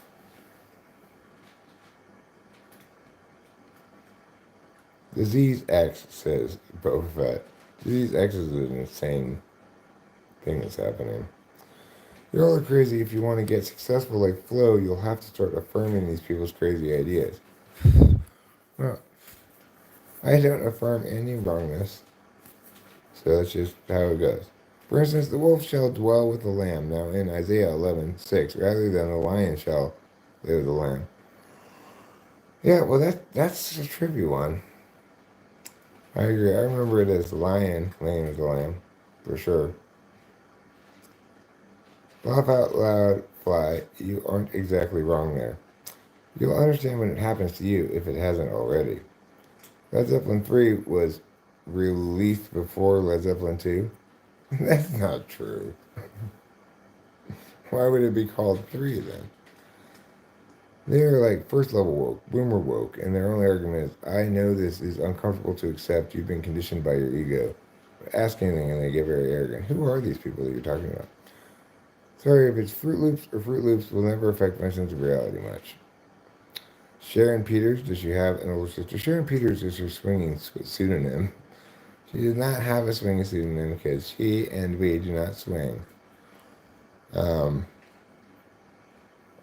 Your Boba the Fett, your backpack's got jets. All matter is merely energy condensed. Condensed into matter? That's exactly the type I'm talking about. Like, kind of like that condensed turd on the beach. Life is a dream, and we are all the imaginations of ourselves. Something? You need more food, Trouble? Here.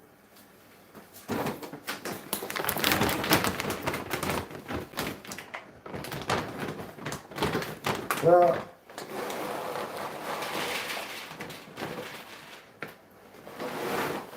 I feel kind of dumb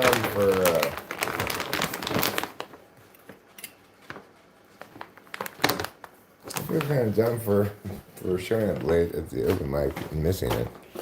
But maybe next week I'll go again. We'll see. So the thing is, if you're going to talk about Mandela effect being something other than a glitch, a common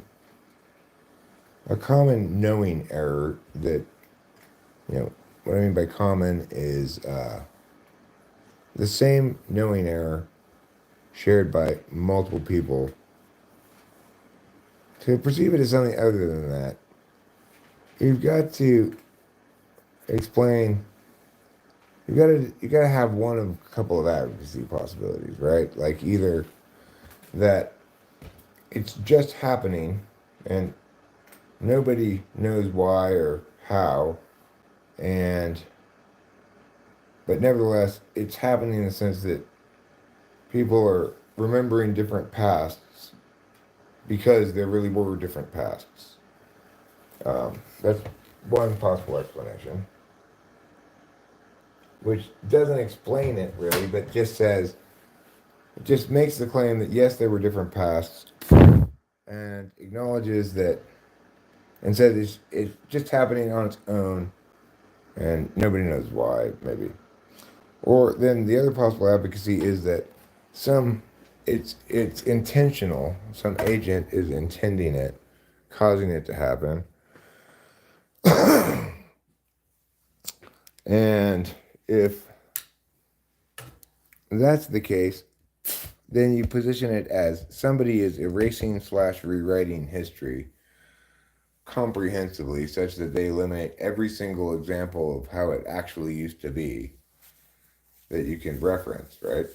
But that's pretty difficult to imagine because if you were talking about something like, say, the Fruit Loops cornucopia, then, is that what it's called? I think so, cornucopia? Yeah. Then surely you'd have people with examples of old clothes that they couldn't get to and remove, right? I also remember it as trespasses. Look, the thing is, when I was a kid, my grandfather was a Catholic, and he taught me the Lord's Prayer. The only reason I know the Lord's Prayer at all is because he taught it to me and I memorized it and said it at night. And then I never thought about it again for many years. I can still recite the whole thing. Then, later on, like in AA, maybe, sometimes they'd say the Lord's Prayer, but I don't remember what it was in AA. But I remember clearly what I memorized as a kid, which was, Our Father who art in heaven, give us this day our daily bread, and lead us not into temptation, but deliver us from evil. Oh, wait. So, Our Father who art in heaven, give us this day our daily bread.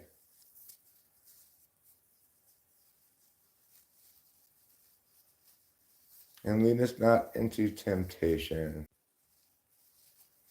I don't know, but it said, and forgive us our trespasses as we forgive those who trespass against us.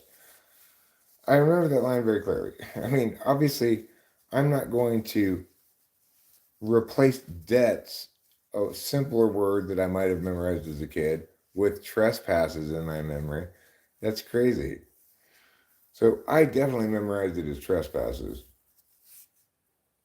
And I will agree that, I went through this thing when we were talking about the Mandela effect before, where, oh, hallowed be thy name, thy will be done. No, hallowed be thy name, thy kingdom come, thy will be done, on earth as it is in heaven. For thine is the power and the glory forever and ever. Amen. Something like that. I don't quite remember it all now.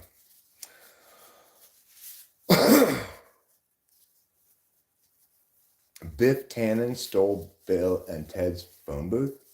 Who's Biff Tannen and what do you mean? Residue is proof that it existed the way we remember despite the way it is today. But I mean, the thing is,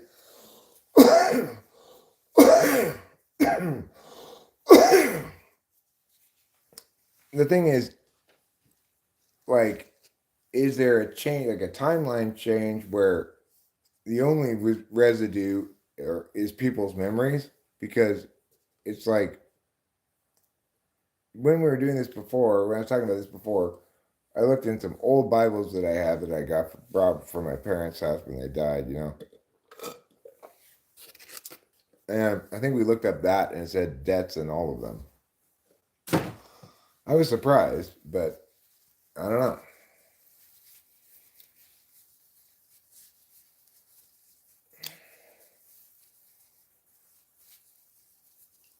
So when you say that words that didn't exist in the old King James Version are being replaced by other words, okay? So let's say that, in fact, those old Bibles that I have somehow had the words in them replaced. So then we'd have to conclude that the only residue in reality is found in people's memories, right? Because whatever phenomenon this is that is making changes is something that no human agency could do. Nobody's coming to my house, grabbing those old Bibles and replacing them with identical copies with those few words changed, obviously. So we'd have to conclude then that it's a phenomenon that's not of human making. And that maybe it's happening, but we don't have any good explanation for why, right?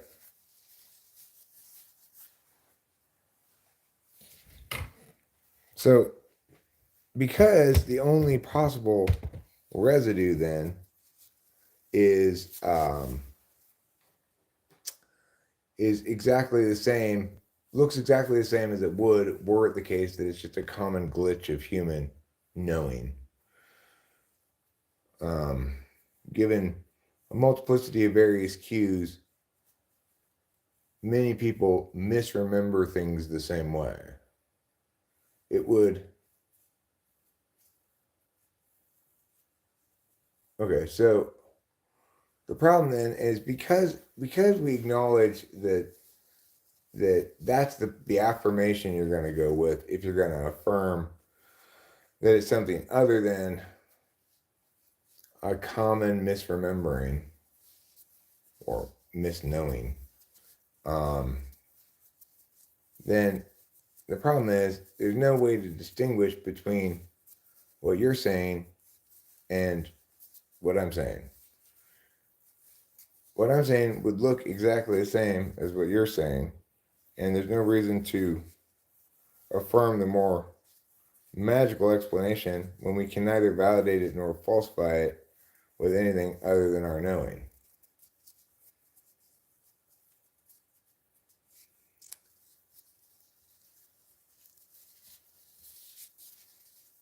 Well, I'm not sure how we could all misremember that. Like I said, presumably it links to a set of various cues in our common set of experience and memories that elicits in people who are less SI and more NI a tendency to remember things as they should have been rather than as they were.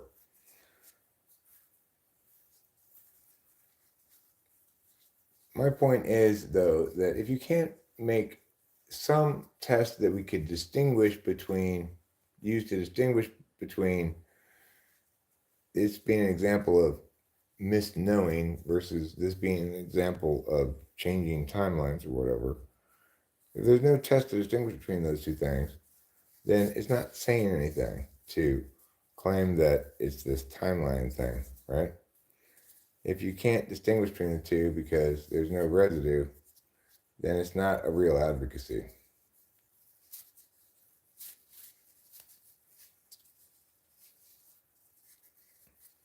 The Bible was written in the 12th and 13th centuries, was it?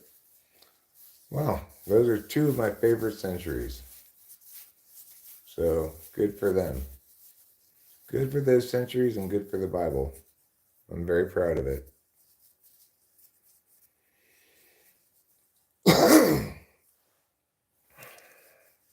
But I do think the Mandela effect is obviously trippy, you know? It's hard to dispute the trippiness of Rachel coming down the stairs like that and just demonstrating the common memory of this movie that this page I was reading said didn't exist.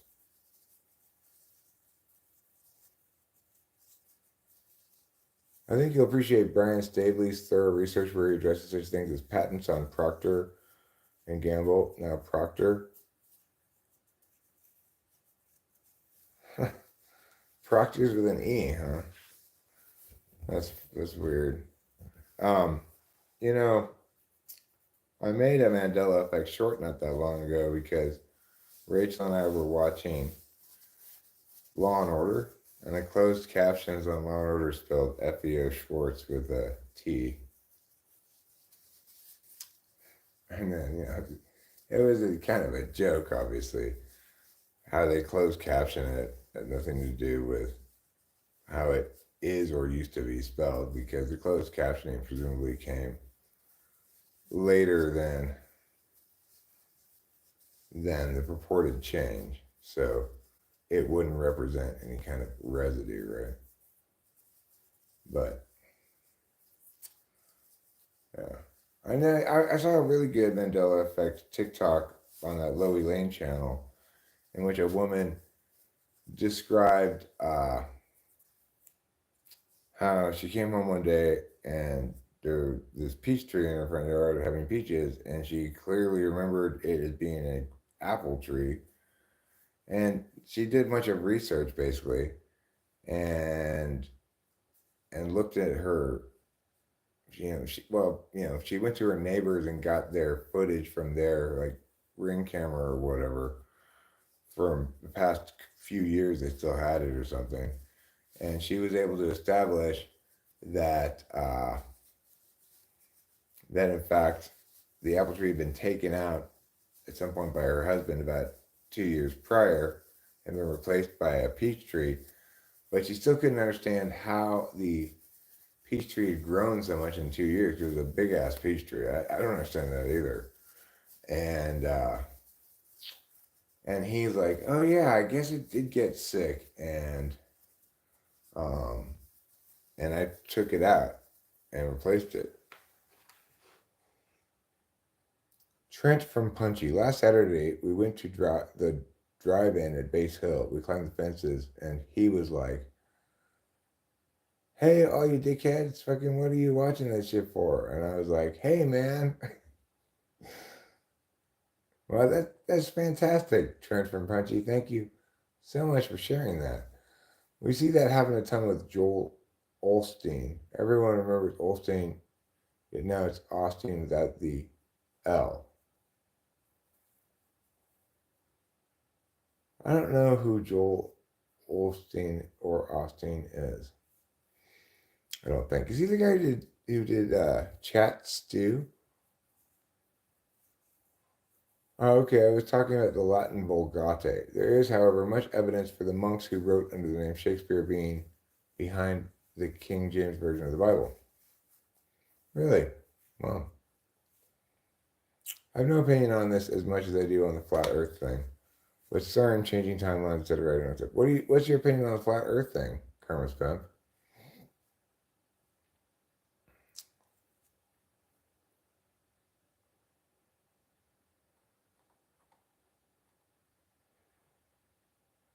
He's a mega church pastor that closed down his doors during a natural disaster.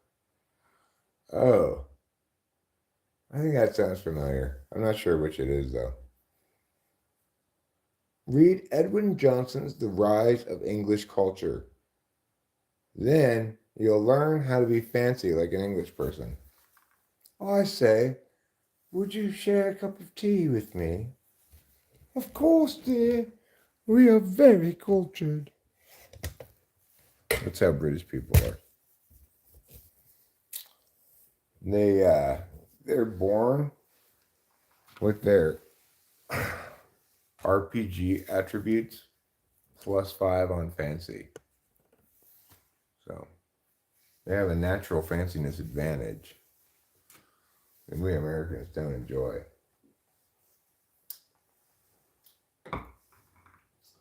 I'm going to pull a couple more bone rips. I might chat with the assorted personages here for a little while longer. Then I'll probably wrap it up, see if I can find a cartoon worth watching before I go to bed. I'm pretty tired. I'm tired like a marathon runner after running a marathon and then having to run another marathon. That's how tired I am.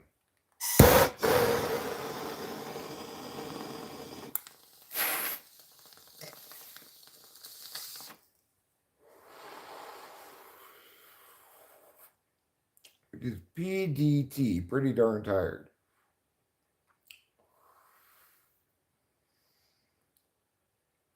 I stepped off the magic marble years ago. What does that mean? That you don't believe the earth is spherical-ish? You think it's a disc? Okay, well, That's fine. I don't know the shape of this realm, but can tell you that the lies of the globe don't hold water. They don't? Why not?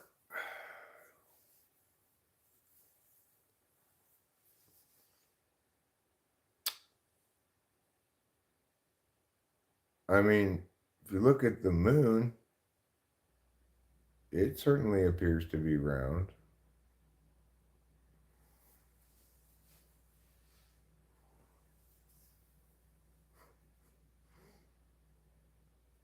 Okay, well, I do believe that a globe could have water on it.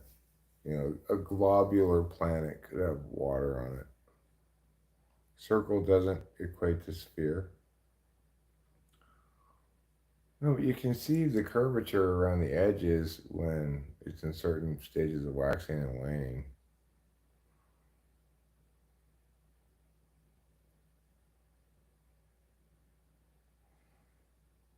I saw thousands upon thousands of dead bodies stacked up on one another going through the sky, into the sky. I don't know what all that is. But the thing is, you just said you don't know the shape of the realm, but if you're conceding that at least the moon is a circle, then you're saying Earth is a disk if it's not a sphere.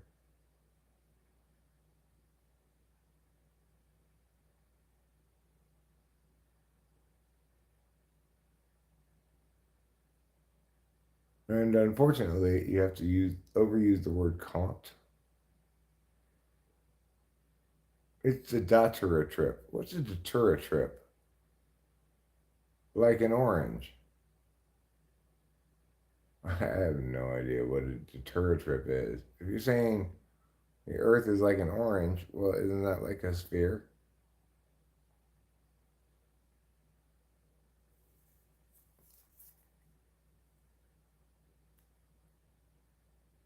Waistlines get larger, the equator gets larger, which is super bad news because it means energy can be transferred, and that's the real problem.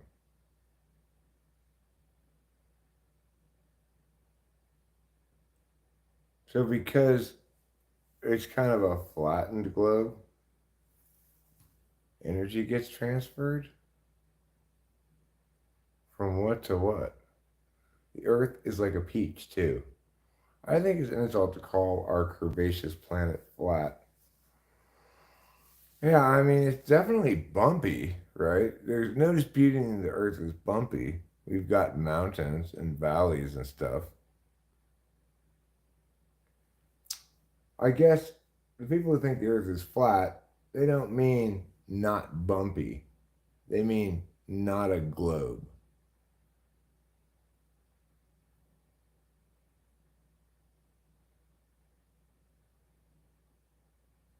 So the thing I would say to the first question I would have for everybody who's flat Earth is, do you believe in escape velocity? In other words, do you believe that human beings can and have successfully sent stuff into space?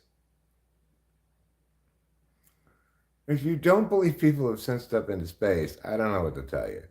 I was standing out here quite some time back when we first moved here, and on two separate occasions I saw um, Elon Musk's string of satellites across the sky, string of blue lights across way super high up at rather a high speed, obviously low orbit, you know.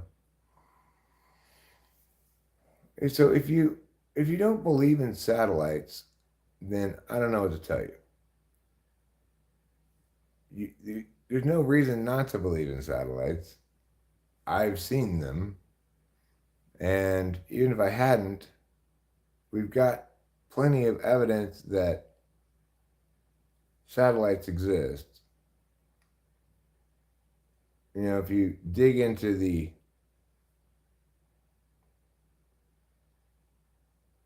technology of, say, sending data to and from a satellite, there's shit tons of work done on the subject, right?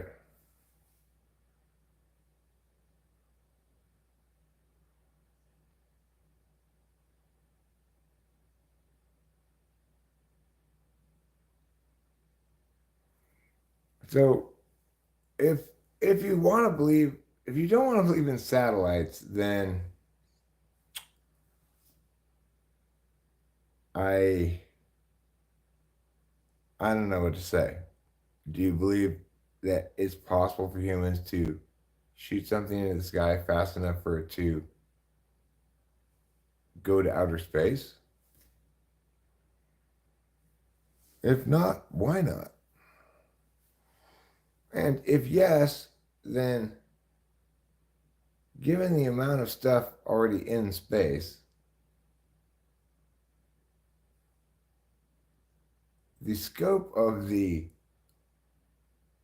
conspiracy to sustain the lies that the earth is a globe would just be beyond reasonable conceiving, you know?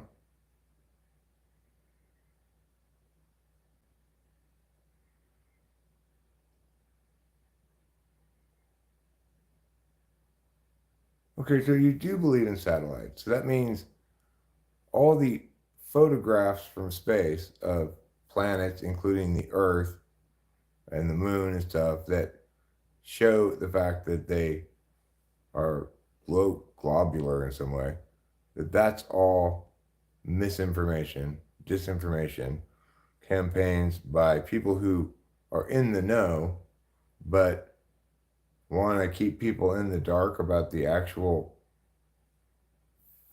physical shape of the earth. Why?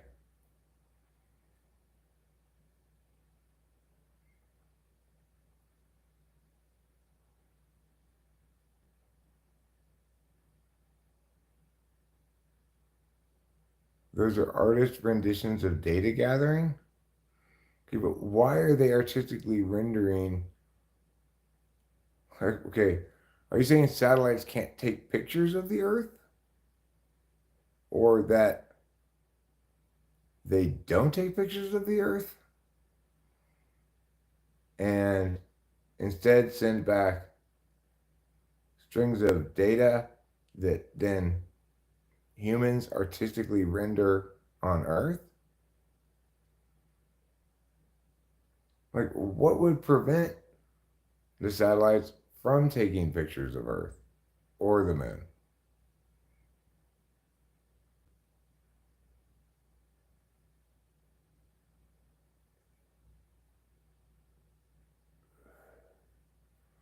The earth is a spear? It's amazing. What can I use it to stab? A scientific fact about water is that it takes the shape of its container. Well, I mean, it takes the shape of its container if its container is outside the water. If the water is outside the container, it does not take the container shape. You can't put a bunch of water on top of a glass, on the outside part of a glass, and expect it to maintain the shape of the glass. That would be a better corollary to seas on Earth. The reason that water stays on the Earth, obviously, is gravity.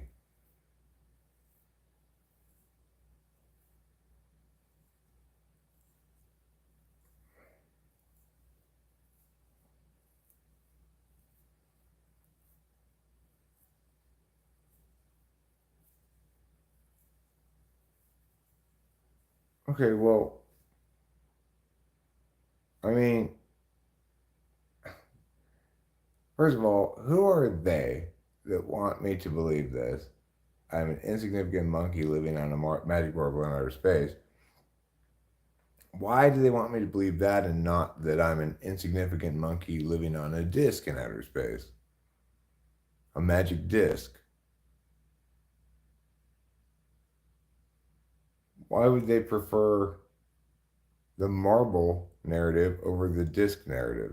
They're both equally irrelevant to the larger notion that you're speaking about, which is a humanist kind of narrative that says we are one of myriad alien species and insignificant in the grand scheme of things, that there is no God. Meow, meow, meow, meow. Well, it's fine to oppose that kind of philosophical perspective, but whether or not the earth is a disc or a globe links to that not at all. I want to know more about Antarctica. Why won't they let us go there? Who's they, and what do you mean they won't let you go there? Have you tried getting a boat and just sailing there? Getting off the boat? Walking around? Look at how much money they are making by putting on elaborate productions of nonsense. And why can't they go back to the moon now with all this technology? They lost it? I'm not buying that. Well, I mean, it's not so much I suspect that they lost the old technology to go to the moon as they probably don't feel like they can successfully use 1960s technology in conjunction with contemporary computers and stuff, right?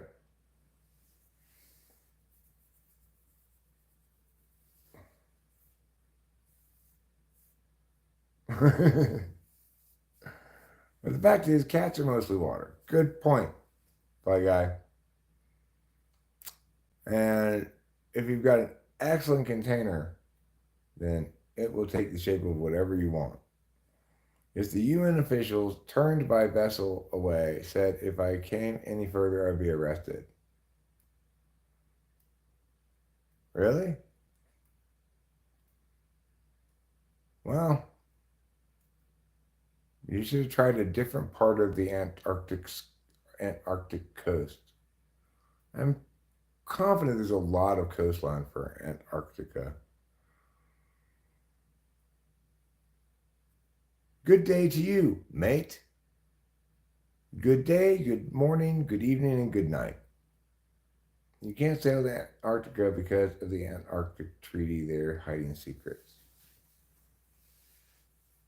Listen, meow, meow, meow. Do you want to know a secret? Meow, meow, meow. Aliens in Antarctica. Meow, meow, meow, meow. Closer. Well, I'm excited to hear about the secrets they're hiding. What secrets do you think they're hiding in Antarctica? Is it a new recipe for ice cream?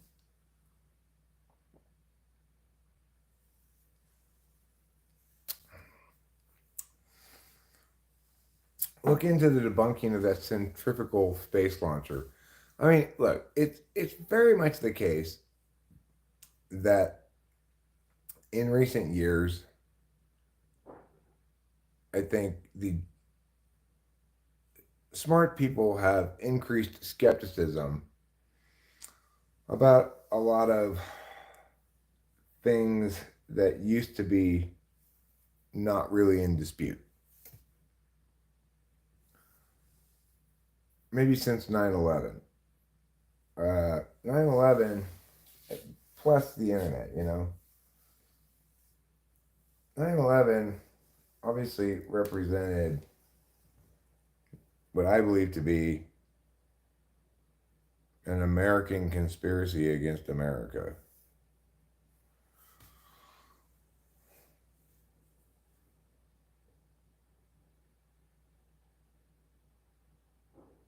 The edge of the world is cold because reasons. The technology uses a vacuum sealed centrifuge to spin a rocket and then hurl it to space at 4,700 miles per hour. The rocket then ignites its engines at an altitude of.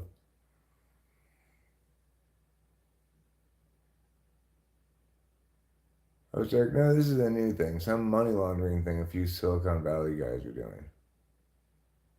What is a new thing? Oh, centrifugal rocket thing? Wow.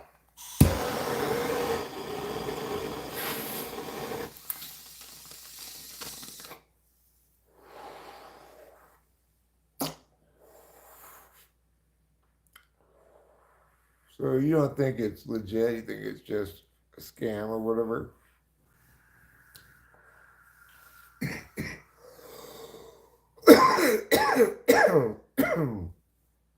But you believe in my free energy machine, right?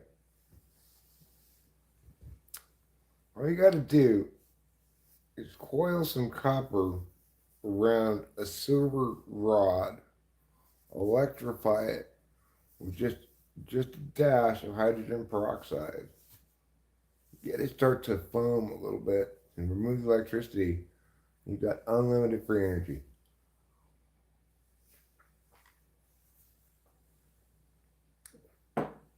Centripetal force.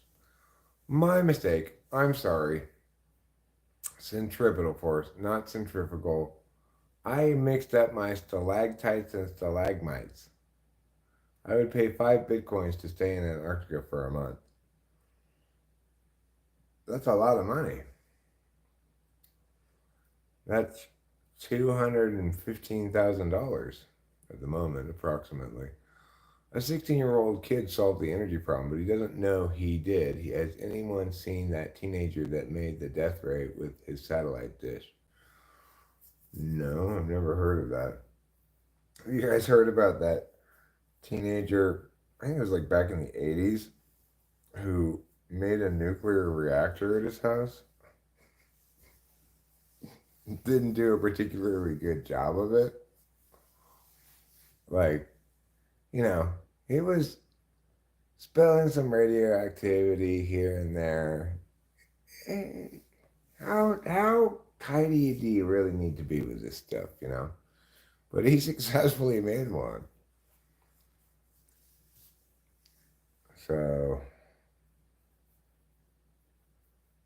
that's kind of crazy.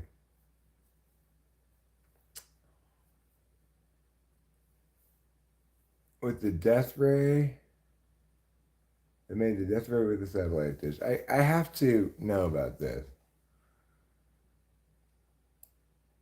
Teenager that made the death ray with a satellite dish.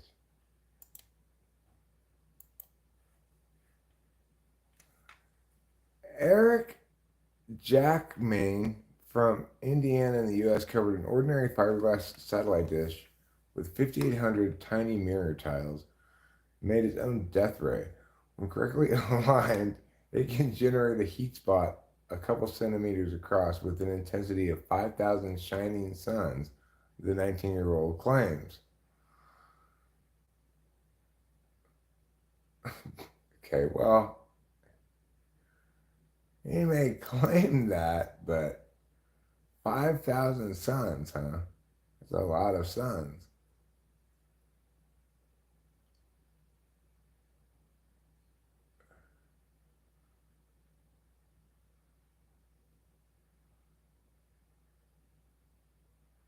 The ray generates enough power to melt steel, vaporize aluminum, boil concrete, turn dirt into lava, and obliterate any organic material in an instant?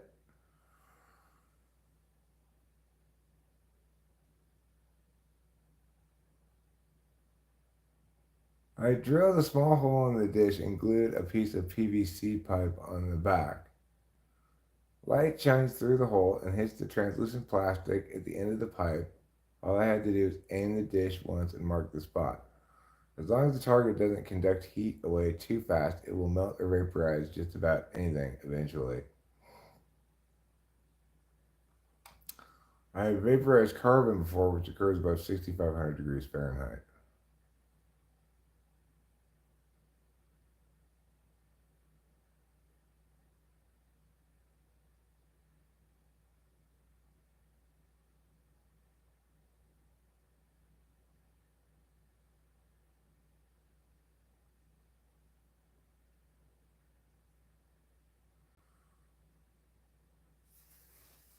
Unfortunately for Jackman, his death ray met its own grisly end when it was destroyed in a shed fire. Yeah, he said it committed suicide. It was very likely that it was the cause of the fire. Huh. Plans are already in place for a new one. The goal is to use about 32,000 mirrors this time. Is that true? Did it work like he said? For reals? It's hard to say. It's burned down, right? So that's pretty sus, but I mean, if that is true, then I think Jonathan Earl would be correct. That surely would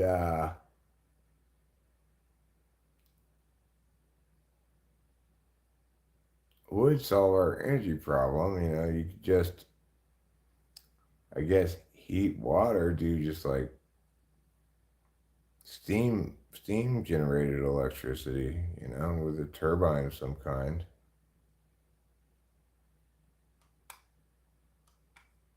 Have you guys seen the drone that can stay in the air for 5 years? No, I haven't. But here's the thing, Jonathan Earl. I haven't been steadily looking into the sky for the last 5 years straight.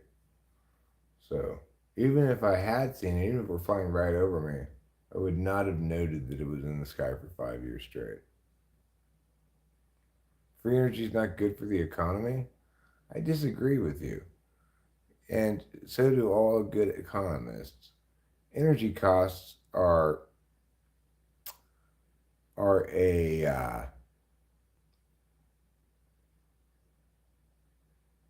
they're like a necessary precondition to usefully spending money. If you can get free energy, then productivity would go way up. What's super crazy is he holds the stuff that he's burning, he puts a piece of steel in the beam. I've never seen power put down like that.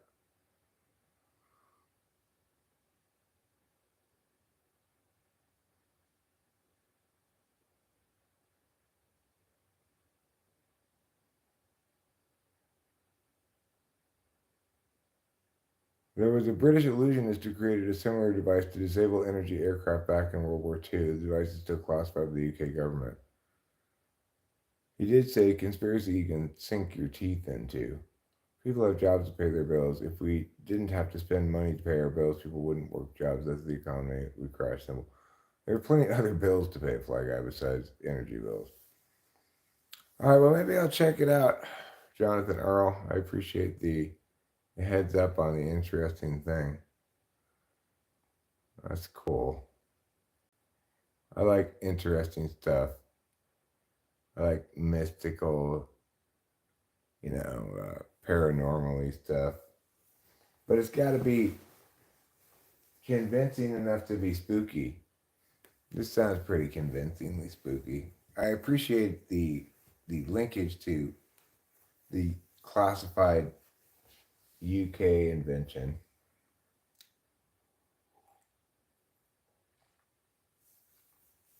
Thorium is a clean, safe nuclear power, but they won't do that for some reason. Well,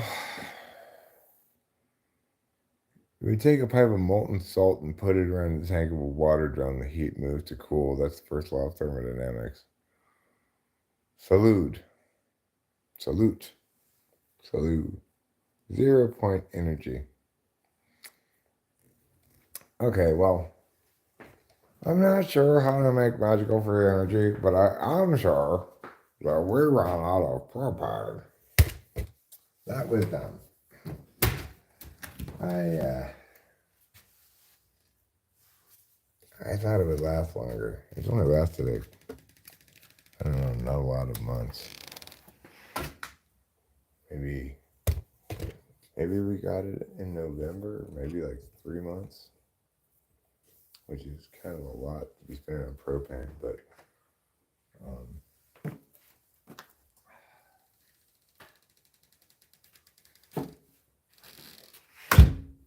like in the summer, then we basically spend nothing on propane, but our electricity costs go way up because the air conditioning is electric and the heater's propane. Fortunately, it's not very cold today, but it'll probably be at earliest, I'm guessing Friday, that we'll get more propane.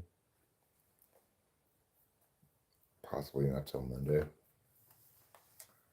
So, fortunately, we have electric heaters, a couple of electric space heaters that we can use in a pinch, because our normal backup heaters are also propane, They're backup in case the electricity goes off, because the heater, central heating, is propane but requires electricity as well. The backup propane heaters don't require electricity. Our current problem, we're at propane, so we do have our backup electric heaters, which we got last year when we moved in and the central heating broke.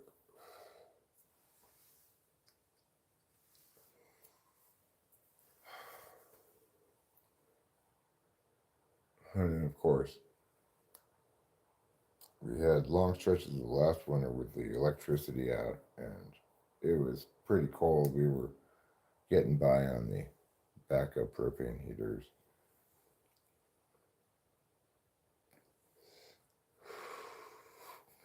That was kind of a crazy way to begin life in a new place. Just be, stuck without power or anything. It was crazy. Generator didn't work.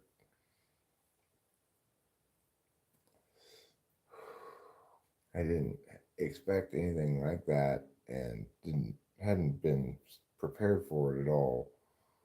Like, the car was parked in the worst possible place. The wilderness car was fronted into the garage, and I couldn't back it up out of the driveway.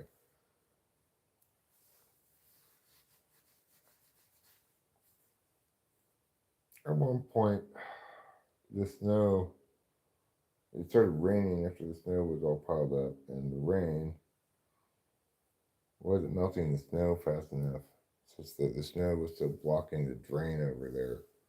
I had to, in the pouring rain, shovel snow out of the way of the driveway, trying to cut a path to the drain so I could uncover the drain.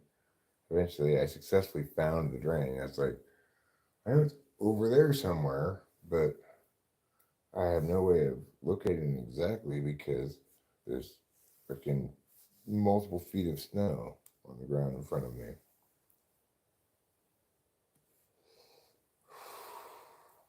That was a pretty triumphant moment when I found that drain.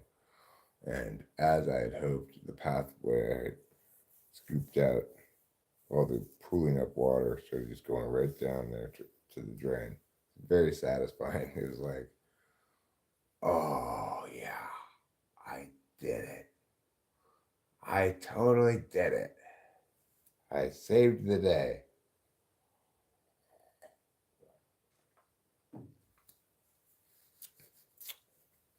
I was very proud of myself. I wish it wasn't true.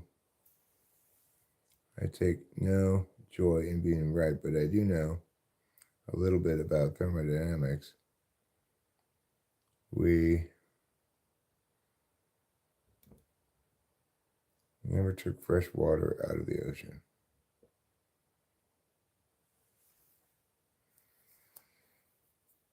Well, it's because the ocean's filled with salt water. I figured that one out for you. I figured out that mystery. The reason we don't get fresh water out of the ocean is because the ocean is filled with salt water.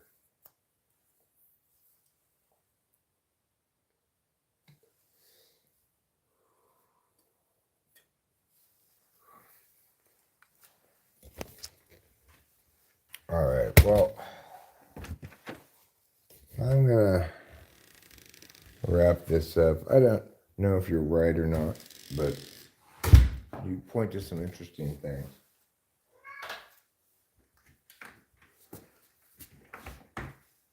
And I have an open mind, I'm not unwilling to believe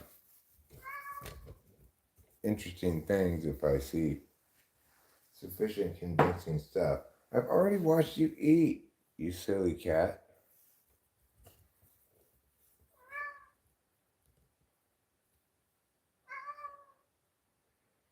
Alman now produces a waterbed for camping that heats water.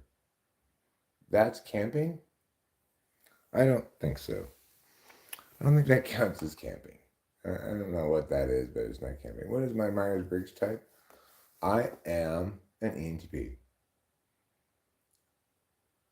Polar caps melt, release fresh water, desalinate ocean. The currents change and no longer move heat. Thus, we freeze fresh water constitutes at the pole because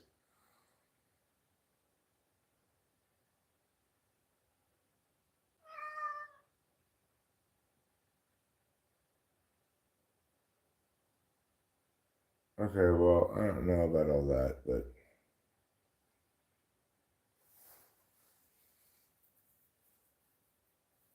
so in other words, what you're saying is there's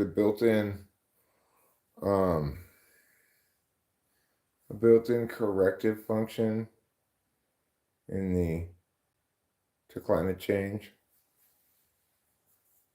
such that the added fresh water will cool the planet, um, and return it to the way it was before, or what?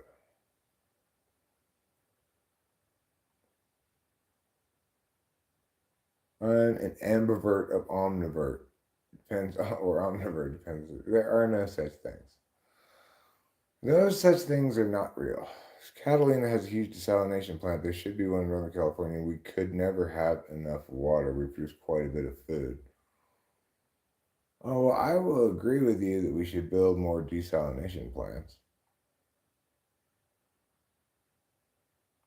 But if that, you might be saying desalination plants are actually, what, impossible or something? I'm not sure what you're saying, really. But yeah. All right, cool. So I will see you all later. Thanks a lot for being here. It was a pleasure live streaming. And I love you all. I'll see you later.